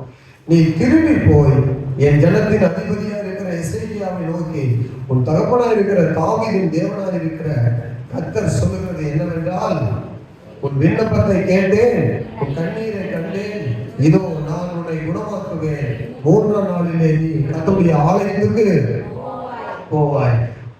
அந்த வியாதியை குணமாக்கி அற்புதத்தை ஆண்டவர் செய்தார். நமக்கு இருக்கிற வியாதி எல்லாம் அவனுக்கு இருக்கிற வியாதி போல கிடையாது. அப்படி உண்டா? சொல்லுங்க. அப்படி யாருக்கு வியாதி இருக்கு? அப்படிலாம் கிடையாது. ஆண்டவர் ஒரு பெரிய விடுதலை நமக்கு தருகிறார். ஆண்டவர் அற்புதங்களை நமக்கு செய்கிறார். ஆமென். ஆகவே நம்ம பயப்பட தேவையில்லை. உங்களுக்கு இருக்கிற பிரச்சனை நீண்ட காலமா இருக்க போகிறது இல்லை. அல்லேலூயா. நீண்ட காலமா இருக்குன்னு சொல்லி அதை குறித்து கவலைப்படாதீங்க. ஒரே ஒரு கர்த்தருடைய பிள்ளைகள், கண்ணீருக்கு பதில் கொடுக்கிறவர், கண்ணீருக்கு பதில் கொடுக்கிறவர் ஒரே ஒரு முறை கண்ணீர் வடிச்சு அதோட அதுக்கு பிறகு அவன் வாழ்க்கையும் மாறிச்சு இல்லையா? அதனால வாழ்க்கை முழுவதும் நிரந்தரமா கண்ணீரா தான் இருக்கும். என்ன வகையான காரியமா இருக்கலாம், என்ன வகையான காரியமா இருக்கலாம். நம்ம இவ்வளவு நேரம் பைபிள் நிறைய காரியங்கள் பார்த்து வந்தோம். ஒரு பிள்ளைனாலும் பிரச்சனை, இந்த பிள்ளையை கொண்டு வருகிறான். இந்த பிள்ளைக்கு பிசாசு பிடித்து எப்ப பார்த்தாலும் தலையிட்டு ஒரே ஒரு பிள்ளையா இருக்கிற ஆண்டவரே, பிசாசு பிடித்து எங்கெல்லாம் பிடிக்குதோ தீயும் தண்ணீரும் தள்ளி கொண்டே இருக்குது அப்படின்னு சொல்லி ரொம்ப அங்கலாய்க்கிறான். அப்படி அங்கலாய்த்து ரொம்ப வேதனையோடு காலம் முழுவதும் அந்த பிள்ளையை பார்க்கும்போது அந்த வியாதி வரும்போதெல்லாம் அழுகிறான். 9ஆம் அதிகாரம் 24 மார்க்களவா செய்ய 9:24 நிறைய காரியங்கள் இருக்குது பைபிள்ல. அவங்களுக்கு பைபிள் வசனம் மட்டும் தான் ஒன்னொன்னா சொல்லிட்டு வந்தேன். ஒரு சில காரியம் தான் வசனம் சொல்லியிருக்கிறேன். அங்கே 9ஆம் அதிகாரம் 24ஆம் வசனம் 9:24 உடனே பிள்ளையின் தகப்பன் விசுவாசிக்கிறேன் ஆண்டவரே, என்னுடைய அவிசுவாசம் நீங்கும்படி உதவி செய்யும் என்று கண்ணீரோட சொல்ற ஆண்டவரே. அவிசுவாசம் தான் என் பிள்ளைக்கு சுகமாகல, என்னை தயவா மன்னிச்சு ஆண்டவரே, என் பிள்ளைக்கு ஒரு அற்புதத்தை செய்ய ஆண்டவரே அப்படின்னு சொல்லி கத்தி கூப்பிடுறான். அவனோட கண்ணீர் விட்டு அழுகுதான். அதோடு பிள்ளை சுகமாக்கப்படுகிறான். அல்லேலூயா. பல நாளான பிரச்சனை, பிள்ளை நிமித்தமா சந்தோஷமே இல்லை, அழுகிய வாழ்க்கையில துக்கமே. ஆனா ஒரு நாள் ஜெபம் பண்றாரு, என் பிள்ளை நிமித்தா எனக்கு இருக்கிற கண்ணீரே குறையில ஏசப்பா, ஒரு அற்புதம் செய்ய மாட்டேன்னு சொல்லி ஒரு அழுகை அவனை நோக்கி கூப்பிடுறாரு. இந்த பிள்ளைக்கு ஒரு மாற்றத்தை நீ தாரும், என் அவிசுவாசம் சுகமாக்க முடியல, இன்றைக்கு நான் என்னுடைய அவிசுவாசத்தை நீக்க ஒரு விசுவாசத்தை தாரும் அப்படின்னு சொல்லி அழுது ஜெபிக்கிறாரு. உடனே ஒரு அற்புதம் நடக்குது பாருங்க. அன்றோடு அவன் கண்ணீர் முடிந்தது. எத்தனை ஆண்டு காலம் இல்லை அதை சொல்றாரு. கீழே எவ்வளவு காலமா இருக்குன்னா நீண்ட காலமா இருக்குன்னு சொல்றாரு. அவ்வளவு காலம் பிரச்சனையோட தான் வாழ்ந்தாரு. அப்ப கண்ணீர் என்பது இன்னைக்கு ஆவியான நமக்கு சொல்றாரு ஒரு பெரிய மாற்றத்தை கொண்டு வரக்கூடியது. அதனால கண்ணீரோடு ஜெபித்து உங்க காரியங்களை ஆரம்பித்து உங்களை ஜெயமாய் மாற்றிக்கொள்ள இது கிருபையின் காலமா இருக்கிறது.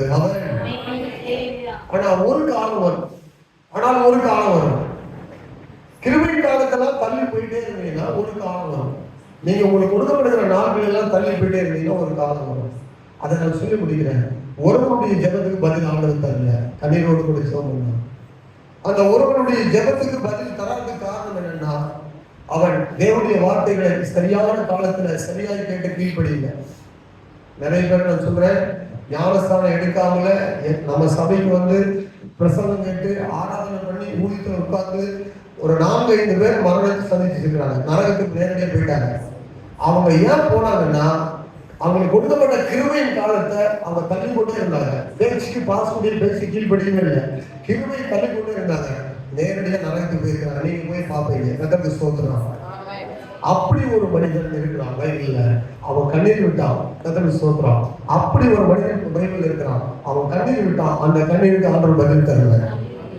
அதைத்தான் நான் சொல்லி முடிய போகிறேன். எவரே நிறுவம் 12ஆம் அதிகாரம் 17ஆம் வசனத்தை வாசிக்கும் போது 12:17 ஏனென்றால் அவன் சொல்லப்பட்ட நேரத்துல எல்லாம் அசட்டை பண்ணி போய் கொண்டே இருந்தான். மனத்திற்கு ஒப்பு கொடுக்கவே இல்லை. ஒரு காரியத்தை குறித்து அவன் சாப்பிடவே இல்லை. ரொம்ப நிசாரமா எல்லாவற்றையும் தாண்டி போய் கொண்டே இருந்தான். ஆகாதவன் என்று அவன் தள்ளப்பட்டான். அவன் கண்ணீர் விட்டு கவலையோட தேடியோ மனமாறுதலை காணவே முடியல அவனால. அந்த ஜெபத்துக்கு பதில் கொடுத்தாரான்னு அவனால கண்டுபிடிக்கவே முடியல. துக்கத்தோடே போயிட்டாங்க. மனமாறுதலை அவனுக்குள்ளே காண முடியல. கவனிங்க. அல்லேலூயா. ஒரு உண்மையான சம்பவம், நடந்த சம்பவம் நான் சொல்லி ஜெபம் பண்ண போறேன். ஒரு ஐயா, அவங்க குடும்பத்துல மனைவி இருக்கிறாங்க. அவருக்கு பெரிய ரொம்ப வயதாகல, ஒரு 50-55 வயசு உள்ள ஒரு சகோதரன். வியாதி படுகை ஆயிட்டார் ரொம்ப நாள். அப்போ அவங்க மனைவி நல்லா ஜெபிக்கிற ஒரு மனைவி, நல்ல உத்தமமான விசுவாசி. கணவனா இருக்காய் பல நாள் ஜெபம் பண்ணி இருக்கிறாங்க இவங்க. அப்போ இவங்க மரண படுகையில ஒரு இசைக்காவுடைய கண்டிஷன் தான். மறிக்க போகிற நிலைமையில பாஸ்டர் கூட்டிட்டு போய் ஒரு நாள் ஜெபிக்கலாம் அப்படின்னு சொல்லிட்டு பாஸ்டர் கூட்டிட்டு போறாங்க. அம்மா கூட்டிட்டு போயிட்டு ஜெபிக்கலாம்னு சொன்ன போது பாஸ்டர் கேட்கிறாரு, நீங்க ஆண்டவரிடத்துல உங்களை மனப்பூர்வமா உங்களை ஒப்பு கொடுத்தீங்கன்னா உங்களுக்கு நான் ஜெபிப்பேன். ஜெபிக்கிற போது இன்றைக்கு ஒரு அற்புதத்தை நீங்க காண்பீங்க அப்படின்னு சொல்லி சொல்றாரு. அப்போ அந்த சவால் என்ன சொல்றாருன்னா, அந்த பாஸ்டர் சொல்றாரு, இது வரைக்கும் நான் ரட்சிக்கப்பட்ட விசுவாசி தான், நான் ரட்சிக்கப்பட்ட ஒரு தேவப்பிள்ளை தான். இது வரைக்கும் என் வாழ்க்கையில 25 முறைக்கு அதிகமா நான் கர்த்தருக்கு ஒப்பு கொடுத்துருக்கேன். எத்தனை முறை? 25 முறைக்கு அதிகமா நான் கர்த்தருக்கு ஒப்பு கொடுத்துருக்கேன். ஆனா ஒவ்வொரு முறையும் நான் ஒப்பு கொடுத்துட்டு நான் மாறி போயிட்டே இருக்கிறதுனால இப்போ நான் 25 முறைக்கு மேல நான் ஒப்பு கொடுத்து நான் வாழ்க்கையில மாற்றம் இல்லாம போயிட்டேன். இந்த முறை ஒப்பு கொடுத்தா கூட என் ஜெபத்தை அவன் கேட்டா கூட அவனை கேட்டா என்னால நம்ப முடியுமான்னு எனக்கு தெரியல அப்படின்னு சொன்னாங்க. அதேதான் யாருக்கு உண்டாச்சு? யாருக்கு உண்டானது? அதேதான் ஏசாவுக்கு உண்டானது. 25 முறைக்கு மேல நான் ஆண்டவருக்கு ஒப்பு கொடுத்தேன். ஆனா மீறி போய்கொண்டே இருந்தேன். ஆனா இப்போ நான் ஒப்பு கொடுத்தா கூட ஆண்டவர் ஒரு வேளை என் ஜெபத்தை கேட்டா கூட நான் அதை நம்ப முடியுமான்னு எனக்கு தெரியலன்னு சொன்னான். இதுதான் அவன் ஜெபத்துக்கு அவன் கண்ணீருக்கு பதில் கொடுக்க முடியலன்றதை அவன் உறுதிப்படுத்துறான் ஏசா. இது ஏன் தெரியுமா? ஒவ்வொரு முறை ஆண்டு சொல்லுவார், எச்சரிப்பார். ஒவ்வொரு முறை ஆசீர்வாதத்துக்கான வழியை காட்டுவார். கிருபையை சேர்த்துக்கோ, ஆண்டவருடைய பாதத்துல வா, கண்ணீருடைய ஜெபம்னு ஜெயத்தா பெரு. வாழ்க்கை தோல்வியில முடியக்கூடாது, நீ இப்படி இருக்கக்கூடாதுப்பா, உன் வாழ்க்கை இப்படியே இருக்கக்கூடாதுமா, உங்க வீடு சங்கடத்துல இருக்கக்கூடாது, சமாதானம் மற்றும் போகக்கூடாது, ஒரு வியாதியா வாழ்க்கை முடியக்கூடாதுன்னு சொல்லுவார் ஆண்டவர். அப்போ ஜெபிக்காம ஒப்பு கொடுக்காம போயிட்டே இருப்பாங்க. அந்த அர்ப்பணிப்புக்குள்ள வராத ஒரு ஆணுடைய பிள்ளைகளை அவன் கடைசியா ஒரு இடத்துல ஒப்பு கொடுக்க வந்தா கூட அவனுக்குள்ளே மனமாறுதல் வராது. அந்த கண்ணீருக்கு பதில் கிடைச்சா கூட அவன் நம்ப மாட்டான். எனக்கு நிறைய தெரியும், அப்படி நிறைய பேர் மனுஷிருக்கிறாங்க. சொல்லி அன்பா கடைசியா எனக்கு தெரியும், இதுதான் லாஸ்ட் சான்ஸ், விட்டுறக்கூடாது. ஒரு குறிப்பான காலத்தை ஆண்டு வச்சிருப்பாரு. கவனிங்க, ஒவ்வொன்றுக்கும் ஒரு காலம் ஒன்று இருக்க. அந்த காலம் மிஸ் ஆயிடுச்சுன்னு வச்சுங்களேன், பின்னால் உங்களுக்கு விவசாயம் செய்யறவங்களுக்கு தெரியும். நெல்லு போட்டாங்கன்னா 25 முதல் 30 நாளுக்குள்ள பயிர் எடுத்து வேற இடத்துல வச்சிருக்கணும். சோதரம் விவசாயிகளுக்கு தெரியும். 30 நாளுக்குள்ள சான்ஸ் வந்து அது கொடுக்கப்படுது. ஆனால் அந்த காலத்துக்கு பிறகு சான்ஸ் கொடுக்கப்படும், உயிர் இருக்கும். ஆனா அதுக்குள்ள விளைச்சலை பார்க்க முடியாது, அதை போட்டவனுக்கு நிம்மதியை கொடுக்காது, அதை விளைவிக்கிறவனுக்கு சந்தோஷத்தை கொடுக்காது. அது பயிரா இருக்கும், பயிராகவே காணப்படும். ஆனா அதுல பலனை காண முடியாது, அதுல மாறுதலை காண முடியாது, விளைச்சலை காண முடியாது. அதனாலதான் ஆண்டு சொல்லி தர்றாரு, கிருபையின் காலத்துல உனக்கு கொடுக்கப்பட்ட காலத்துல மனமாறுதலை அடைந்து ஆசீர்வாதத்தை பெற்றுக்கொள்ள நீ தேவ சன்னதியில உனக்கு கொடுக்கப்பட்ட நேரத்தை பயன்படுத்து. இதுவே காலம். இன்னைக்கு செய்யற ஊழியத்துல எத்தனை பேர் ரட்சிக்கப்பட்டு வருவாங்கன்னு தெரியாது. இல்ல என்னால ஊழியத்தை நீ செய்ய முடியாது, நாளைக்கு போயிட்டுன்னு வைத்துக் கொள்ளுங்கள.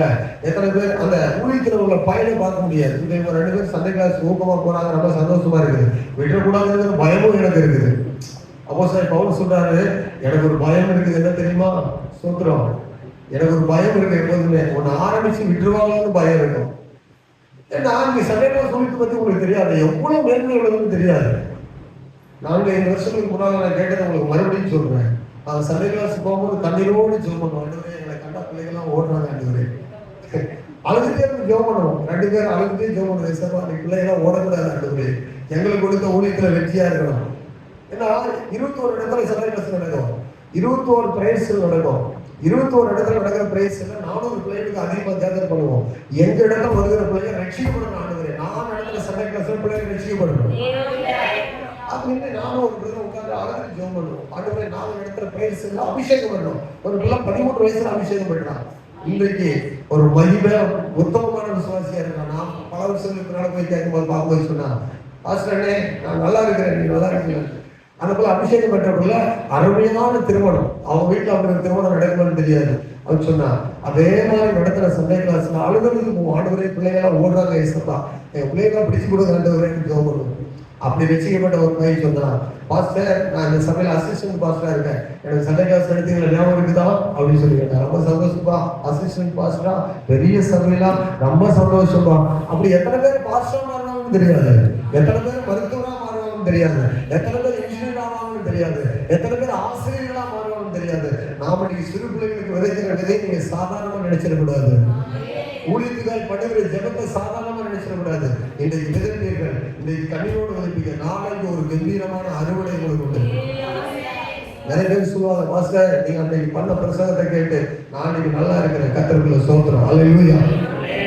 ஆமா, 23 வருஷத்துக்கு முன்னாடி பண்ண பிரசங்கத்தை போன 1 மாசத்துல ஒரு மாஸ்டர் பிறகு பார்த்து சொன்னாரு, மாஸ்டர் நீங்க பண்ண பிரசங்கத்துல நான் மனம் திரும்பினேன், இன்னைக்கு அது அப்படி இருக்குது.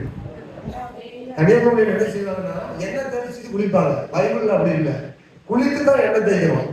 பைபிள் எனக்கு குளித்து எண்ணெய் தேய்த்து வஸ்திரங்களை கொடுத்ததுதான் முறை. அவங்க எல்லாம் என்ன செய்வாங்க, குளிச்சுட்டு போய் எண்ணெய் தேய்ப்பாங்க. நான் சொன்னேன் இது வந்து பைபிள் இல்லாத முறை. சர்ச்சையில நான் ஒரு நாள் பிரசங்கம் பண்ணேன். அந்த பிரசங்கத்துல எத்தனை பேர் மனம் திரும்புறீங்க? இந்தியோட மாத்தி உங்க பழக்கத்தை சோத்திரம். அது உங்க பாரம்பரியமா இருக்கலாம். கன்னியாகுமரியில நல்லா கவனிங்க, இது பாரம்பரியம். எல்லாரும் வந்து முட்டாள்தனமான வேலையை நாம செய்யக்கூடாது. வருஷத்துக்கு ஒரு நாள் குளிச்சுட்டு எண்ணெய் அது வேற. ஆனா எண்ணெய்க்குள்ள தலையில எண்ணெய் வச்சு குளிக்கிறது என்னது?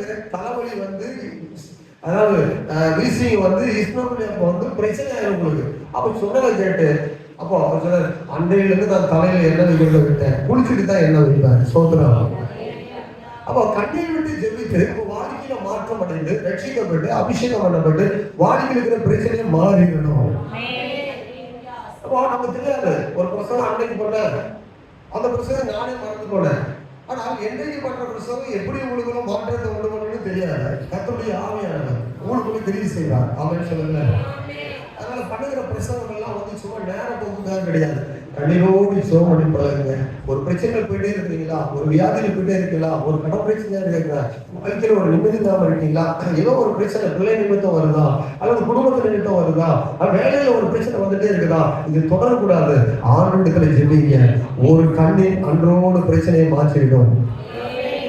எல்லா காலமும் ஒரு பிரச்சனை இருக்காது, ஒரு குறிப்பிட்ட நாள் தான். அதுக்குள்ள உங்க பிரச்சனையை மாற்றுவதற்கான ஒரு சொல்யூஷனை கர்த்தர் வச்சிருப்பார். அவரிடத்துல கண்ணீரோடு ஜெபித்து மாறாத ஒரு பிரச்சனை இருக்குன்னா அது அப்படிப்பட்ட ஒரு பிரச்சனை உலகத்துல பிரச்சனையே கிடையாது. மலையில சொல்லுங்க, அவரிடத்துல அப்படி நீங்க கண்ணீர் விட்டு ஒரு ஜெபத்துல பண்ணி மாறுங்க. ஒரு பாவம் குறிப்பா எடுத்துக்கொள்ளுங்க. ஒரு பாவம் யார் செய்தாரு? அது பாவம் தானே. யார் செய்தது? யார் சொல்றது? யார் செய்தது? பாவம் தானே. பேதர் செய்தது ஒரு பாவம் தானே. மறுதலித்து என்பது என்னது? பாவம் தான். அதை மறுதலிச்சுட்டாரு. ஆனா அவர் கண்ணீரோடு ஜெபம் பண்றாரு, இப்படி நான் என்னையும் செய்யக்கூடாது. இப்படி என்ன செய்யக்கூடாது? இப்படி ஒரு பாவம் நம்ம அறியாம நம்ம விளைவெடுத்துக்குள்ளே கொண்டு ஒரு பாவம் ஒப்பு கொடுக்கணும். அந்த பாவத்துல அழுது ஜெபம் பண்ணணும். இந்த பாவம் எனக்கு ஒரு சினிமா பார்க்குற பாவமா இருக்கலாம், சினிமா பாடல் கேட்கிற பாவமா இருக்கலாம், ஒரு நம்ம டிவி சீரியல் பார்க்குற பாவமா இருக்கலாம். தேவ வசனத்துக்கு கீழ்படியாம போகிறேன். பாஸ்டர் என்ன சொன்னாலும் சர்ச்சையே வரமாட்டேன், ஜெபத்துக்கே வரமாட்டேன். நான் 5 நாள் ஜெபம் சொல்றாங்க, சர்ச்சையில 3 நாள் ஜெபம் சொல்றாங்க, ஒரு நாள் கூட போக முடியல. நான் மிருகா இருக்கிறேன். இது பாவம். ஆண்டவரே உணர்த்தப்பட்டா அது ஒரு பாவம். அது ஜெபம் பண்ணும்போது ஆண்டவர் மாற்றத்தை உண்டு பண்ணுவார். விசுவாசிங்க. அதாவது பல நாள் பிரச்சனைக்கு ஒரு நாள் கண்ணீர் முடிவு உண்டு பண்ணும். ஆவியானவர் நமக்கு சொல்றாரு, அது என்றைக்கு என்று ஆவியானவர் சொல்றாரோ அன்றைக்கு கேட்டு நீங்க ஜெபிக்க ஆரம்பிங்க. கர்த்தர் அது சீக்கிரமா உங்களுக்கு விடுதலை தருவார். உங்க வாழ்க்கையில ஒரு இயற்கைக்கு அப்பாற்பட்ட அற்புதம் நடந்திருக்கும், உங்க சரீரத்துல ஒரு அதிசயம் நடந்திருக்கும். தேவன் கொடுக்கிற விடுதலை நீங்க பார்ப்பீர்கள். அல்லேலூயா. நான் செத்து போறேன், ஒரு கொரோனா வந்தா கூட ஊருக்கு தான் வந்து கூட நான் உயிரோடு தான் இருக்கிறேன். சொல்லுங்க. ஏன்னா ஒரு முறை வந்து போயிட்டாங்க நிறைய பேர். நான் சந்தோஷமா இருக்கணும் இல்லையா? 2 முறை வந்துச்சு, 3 முறை வந்துச்சு. அல்லேலூயா. உயிரோடு வந்து சொல்லணுமா இல்லையா? ஜீவனோட அல்லேலூயா சொல்லணும். அப்போ ஒரு முறை வந்து நிறைய பேர் போயிட்டாங்க. அவங்களோட நான் நீதி பார்க்கணும், அவங்களோட நான் பரிசுத்தவானா, எத்தனை பரிசுத்தவார்கள் எல்லாம் உயிர் செய்தவங்க போயிட்டாங்க. அவங்களோட நான் பெரிய யோகியனா? ஆண்டுடைய கிருபை உயிரோடு வச்சிருக்கேன். ஆண்டவர் தேவைன்னு வச்சிருக்கிறாரு. ஆண்டவர் கிருபையா வச்சிருக்கிறார். அல்லேலூயா. அப்போ அவங்களுக்கு நாம் பெரிய பரிசுத்தவான்னு சொல்றதுக்கு இல்ல, ஆண்டவர் உயிரோடு வைத்திருக்கிறார், கிருபையா காக்கப்பட்டிருக்கிறார். நாம் இன்னும் பயன்படணும், இன்னும் பிரயோஜனமா இருக்கணும், ஊழியத்துக்கு பிரயோஜனமா, சபைக்கு பிரயோஜனமா இருக்கணும், ஆலயத்துக்கு பிரயோஜனமா இருக்கணும். எல்லா நாளும் கிடையாது. விசுவாசமா இருக்கிறீங்க, ஒரு நாள் 2 நாள் 3 நாள் அப்படியாவது பிரயோஜனமா இருக்கிற போது அந்த நாள் ஊழியங்களும் உங்கள் மூலமா ஆசீர்வாதமா இருக்கும். மனமாடுதலை காணாமல் போனால் அந்த ஒரு இடத்துக்கு தள்ளப்படக்கூடாது, கடினப்படுத்திட்டே இருக்கக்கூடாது. எழுதிட்டேன், கடைசி வரைக்கும் கடினப்படுத்திட்டே இருக்கணும். யாரு? பார்வோன். சான்ஸ் கொடுத்துட்டே இருந்தாரு ஆண்டவர், சான்ஸ் கொடுத்துட்டே இருந்தாரு. எத்தனை முறை அற்புதம் நடந்துச்சு, எத்தனை முறை அற்புதம் நடந்துச்சு? 10 முறையும் சொன்னாரு, 10 முறையும் செய்யணும். ஆனா இதையும் மீறி நீங்க போங்கன்னு சொல்லிட்டு பின்னாடியே போறான்னா இவன் எப்படிப்பட்ட மோசமான மனிதனா இருக்கும் பாருங்க. எப்ப 10 முறை அற்புதம் செய்தாரு, இனி உங்க கூட போயிட்டு எனக்கு பிரச்சனை உண்டாச்சுன்னா என்ன செய்யுதுன்னு சொல்லி ஒரு பயம் இல்லையே, தொடர்ந்து போகிறான் பாருங்க. கீழ்படியவே இல்லை பாருங்க, வசனத்துக்கு பயமே இல்லை, தொடர்ந்து போகிறான். பின்னாடி தொடர்ந்து போனது நிமித்தமாய் அவருடைய வாழ்க்கையில அழிவு வந்தது. ஆண்டவர் எச்சரிப்பார், ஆண்டவர் என்ன செய்வார்? சொல்லிக் கொடுப்பார். யார் மூலம் சொல்லுவாரு? யார் மூலம் சொல்லுவாரு? உங்களுக்கு ஊழியக்காரர் மூலம் சொல்லுவாரு, வேத வசனம் மூலம் சொல்லுவாரு. நீங்க ரட்சிக்கப்படுவது தான் உங்களுக்கு பாதுகாப்பு, நீங்க ஜெபம் பண்ணி மனதில் போது தான் உங்களுக்கு பாதுகாப்பு. ஆனா தொடர்ந்து மனதளிச்சுட்டு போயிட்டே இருந்தா பாதுகாப்பு கிடையாது, பாவத்துல தொடர்ந்து இருந்தா பாதுகாப்பு கிடையாது, தீய நண்பர்களோடு பழகினா பாதுகாப்பு கிடையாது. அல்லேலூயா. ஆகவே தொடர்ந்து தீய நண்பர்களோடு கூட தான் போன வாரம் கருத்து சொல்லி சொன்னேன், நல்லது அப்படிங்க. நிறைய பேர் வரல. ஒரு நாள் ஒரு பேராசிரியர் கல்லூரியில பாடம் எடுத்து கொண்டிருந்தார். எத்தனை பேர் கவனிச்சீங்கன்னு தெரியல. அந்த பேராசிரியர் பாடம் எடுத்து கொண்டிருக்கும் போது சொன்னாரு, பொதுவா எல்லாருமே நல்ல காரியங்கள் சொல்லுவாங்கல்ல, அவர் சொன்னாரு, நீங்க தீயவர்களோடு கூட பழகாதீங்க, கெட்ட பழக்கம் பண்ணுங்க. அப்போ அங்கிருந்து ஒரு மாணவன் என்ன சொன்னா, சார் தீயவர்கள் கெட்டவனோடு பழகினா நம்ம இடத்துல இருக்கிற நன்மை அவங்க நான் நல்லவனா இருக்கிறவங்க அவனும் நல்லவனா மாறிடுவான் இல்லையா அப்படின்னு சொன்னான். அப்போ ஆசிரியர் வந்து இதை ஒரு உதாரணம் மூலமா விளக்குறேன்னு சொல்லி ஒரு கப்பில் தண்ணீர், ஒரு கப்பில் வந்து பால் கொண்டு வந்து ஒரு கண்ணாடி கிளாஸ் வைத்து கொண்டு 99 சொட்டு தண்ணீர் விட்டார். 99 சொட்டு தண்ணீர் விட்டு ஒரு சொட்டு பால் விட்டார். அந்த பால் வந்து 99 சொட்டுல பால் நிறம் தெரியுமா? தெரியல. அப்ப சொன்னாரு, தீய நண்பர்களோடு கூட நீ நல்லவனா இருந்து போய் அங்க சேர்ந்தீங்கன்னா நீ வந்து அந்த நல்லதை வெள்ளையை காட்டிச்சு, அது பாலை காட்டி முடிந்தது, அதுல பாலை காட்ட முடியல. அதுபோல தண்ணீர் நிறமா தான் மாறிச்சு, அது துர்மார்க்கமா தான் மாறும். தீய நண்பர்களோடு கூட பலனா என்ன இருக்கும்? நம்ம நண்பர்கள் யாரா இருக்கிறாங்க, உங்க வாழ்க்கை ஏன் அப்படி ஆகுது? நம்முடைய செல்போன் தான் நிறைய பேருக்கு நண்பர். அது என்னவா இருக்கும் பாருங்க. அப்போ அடுத்து பார்த்தாரு, இது பாருங்க ஓட்டிட்டேன், துர்மார்க்கம். அந்த துர்மார்க்கம் கூட சேர்ந்தா ஒரு நல்லவன் கண்டிப்பா நல்லவனா அவங்களை எல்லாரையும் மாற்ற முடியாது. உங்களை நீங்க காத்துக்கொள்ளுங்கன்னு கொட்டிட்டு அதே தண்ணீர் கப்புல மறுபடியும் 99 சொட்டு பாலை விட்டார். ஒரே ஒரு சொட்டு எடுத்து தண்ணீர் விட்டார். அந்த 99 சொட்டு பால்ல ஒரு சொட்டு தண்ணீர் போய் பால் நிறமா மாறிச்சு. அல்லேலூயா. நீதிமான்கள் நடுவுல ஒரு துர்மார்க்கன் வந்தா நீதிமானா மாறிடுவான். ஆனா துர்மார்க்கருடைய கூட்டத்துல ஒரு நீதிமான் போய் அவங்க கூட சேர்ந்தா கண்டிப்பா துர்மார்க்கனா மாறிடுவோம். அதனால நீங்க நல்லவர்கள் கூட சேருங்கன்னு சொன்னதுல என்ன பார்த்து கேட்டேன். அப்ப அவங்களுக்கு மாணவர்களுக்கு புரியுது. அதுபோல உங்களுடைய நீங்க அதிகமா சபையோடு ஆண்களோடு பிள்ளைகளோடு இருக்கும்போது உங்க வாழ்க்கையில் இருக்கிற பிரச்சனை மாறுவது மட்டுமல்ல, உங்களுடைய வாழ்க்கையில பெரிய மாற்றத்தை கற்றுக் கொடுப்பார். மனம் மாறுகிற மிக மிக அவசியம். எந்த நேரத்துல சபைக்கு வருகிறீங்க, எப்போ உங்களை அபிஷேகம் பண்ணுவார், எந்த நாளையும் உங்களுக்கு கிருபை அதிகமா கிடைக்கும் உங்களுக்கு தெரியாது. ஒவ்வொரு நாளும் ஆலயத்தை தேடி, ஆராதனை தேடி, ஜெபத்தை தேடி, தேவனுடைய பிள்ளைகளோடு கூட வாசம் பண்ணும்போது உங்களுக்கு இயற்கைக்கு அப்பாற்பட்ட அற்புதம் நடக்கும். அல்லேலூயா. கேன்சர் வியாதி குணமாகும். நீங்க ஒரு தலைவலி இருந்தீங்களா, அந்த தலைவலியை கர்த்தர் மாற்றுவார். ஒரு கால் வலின்னு சொன்னீங்க, கால் வலியை அவர் மாற்றுவார். இதெல்லாம் ஆண்டவர் போனது எக்ஸ்ட்ரா. முதலாவது தேவனாகிய அவர் நினைச்சு தேடுங்கள், அப்பொழுது இவையெல்லாம் உங்களுக்கு என்ன செய்யும்? ஆமா, அது மாறணும்னு நம்ம வரணும் கிடையாது. நான் ஆண்டவர் தேடுறேன், அது தன்னாலே மாறும். அல்லேலூயா. ஆண்டவர் தேடுறேன், அது தன்னாலே மாறும். ஆமா, எப்போ அற்புதம் நடக்குதுன்னு தெரியாது. ரட்சிக்கப்பட்ட கர்த்தருடைய பிள்ளைகளுக்கு நிறைய பேர் சாட்சி சொல்றாங்க, இப்படி ஒரு பிரசங்கம் நடந்தது, ஒரு அதிசயம் நடந்துச்சு, இப்படி ஒரு நாள் ஜெபத்தை கொண்டு ஒரு அற்புதம் நடந்தது. அப்ப அவங்க ஜெபங்களை வந்துட்டே இருப்பீங்க. என்றைக்கு செய்யணும் ஆண்டவர் முடிக்கிறாரோ அன்றைக்கு ஒரு அற்புதம் உங்களுக்கு நடந்திருக்கும். அவர் செய்யணும் நிறைவேற நேரத்தில் நீங்க வராது இருந்தீங்கன்னா நடக்காது. நீங்க நிறைய நாட்கள் லேட் பண்ணிட்டே இருப்பீங்க, அந்த அற்புதம் நடக்காது. நீங்க அதுக்குன்னு ஒரு கூட்டத்தை தேடுவீங்க, ஒரு நாளை தேடுவீங்க, அது நடக்காது. அதனால மனமாறுதலை அவன் காணாமல் போனான். கொடுக்கப்பட்ட சான்ஸ் எல்லாம் தாண்டி தாண்டி போனா அற்புதம் நடக்கல. அதனால ஆண்டுடைய கிருபை பெறுவதற்கு இந்த ஏற்ற காலம் ஓடி வாருங்கள் ஜெபத்துக்கு. ஆவியானவர் சொல்றாரு, கடைசி காலத்துல வந்திருக்கிறோம், ரட்சிக்கப்பட்ட பிள்ளைங்க அபிஷேகம் பெற்றுக் கொள்ளுங்க, ஜெபத்தை நாடுங்க, ஆலயத்தை தேடுங்க, நீ நல்லா இருக்க. அது ஆண்டு கொடுக்குற நல்ல ஒரு வழி. ஆண்டுடைய வார்த்தையை அனுப்பி சொல்றாரு, தீர்க்கதரிசி அனுப்பி சொல்றாரு, தீர்க்கதரிசி அனுப்பி உனக்கு இதுதான் நல்ல நாள், அல்லேலூயா, ஒழுங்குபடுத்துன்னு சொல்றாரு. ஒழுங்குபடுத்தினா எதை ஒழுங்குபடுத்துறது? உன் வீட்டு காரியத்தை ஒழுங்குபடுத்து.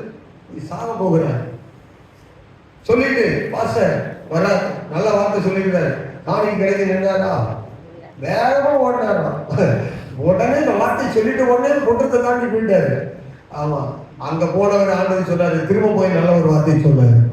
அதை சொல்லுங்க, நீ மனம் திரும்பும் போது, கண்ணை பற்றி சொல்லிக்கும் போது, ஒரு பிரச்சனைக்கு பெரிய ஒரு விடிவு உங்களுக்கு கிடைக்கும், ஒரு பெரிய மாற்றம் சரீரத்தில் நடக்கும். நீங்க ஞானஸ்நானம் பெறும்போது, ரட்சிக்கப்படும் போது, ஆண்டுடைய பிள்ளையாகும் போது ஒரு பெரிய ஒரு அதிகாரம் உங்களுக்கு கிடைக்கும். சாத்தான உங்களை மேற்கொள்ளவே முடியாது. ஆண்டுடைய பிள்ளையாக இருந்து நீங்க நடக்கிற போது ஒரு பெரிய அற்புதத்தை நீங்க காண்பீர்கள். பரிசுத்த ஆவியானவருடைய வார்த்தைக்கு நீங்க கவனமா கேட்டு நடக்கிற போது மனம் மாறுதல், ஒரு செப வாழ்க்கை, ஆண்டுடைய பாதத்தில் வருவது என்பது பெரிய மாற்றத்தை உங்களுக்குள்ள உண்டு பண்ணிடும். உங்க கண்ணுக்கெல்லாம் பெரிய ஒரு முற்றுப்புள்ளியை கத்த உண்டு பண்ண போறாங்க. எதுவுமே நடந்தது கிடையாதுங்க. உங்க வாழ்க்கையில் இருக்கிற பிரச்சனைகள் எதுவுமே நடந்தது கிடையாது. ஒரே ஒரு நாள்ல ஒரு செகண்ட் ஆர்டர் மாற்றிடுவாங்க. இந்த வார்த்தைக்கு தான் இந்த இத்தனை காரியத்தை ஆண்டு சொல்றாரு. வானுடைய பிள்ளைகளுடைய கண்ணீருக்கு பின்னால ஒரு பெரிய வெற்றி உண்டு, பெரிய கம்பீரம் உண்டு, பெரிய சுகம் உண்டு, பெரிய சமாதானம் உண்டு, பெரிய வாழ்க்கையில மாற்றம் உண்டு. இத்தனையும் பெறுவதற்கு ஒரு கண்ணீரின் ஜெபம் ஆண்டுடைய பாதத்துல. ஏன்னா முதல்ல இந்த இத்தனை காரியம் சொல்லிட்டு வந்தீங்கன்னா அதுல ஒன்று, கண்ணீர் விடுவதற்கு பின்னால நம்ம இடத்துல ஒன்றுமே கிடையாது.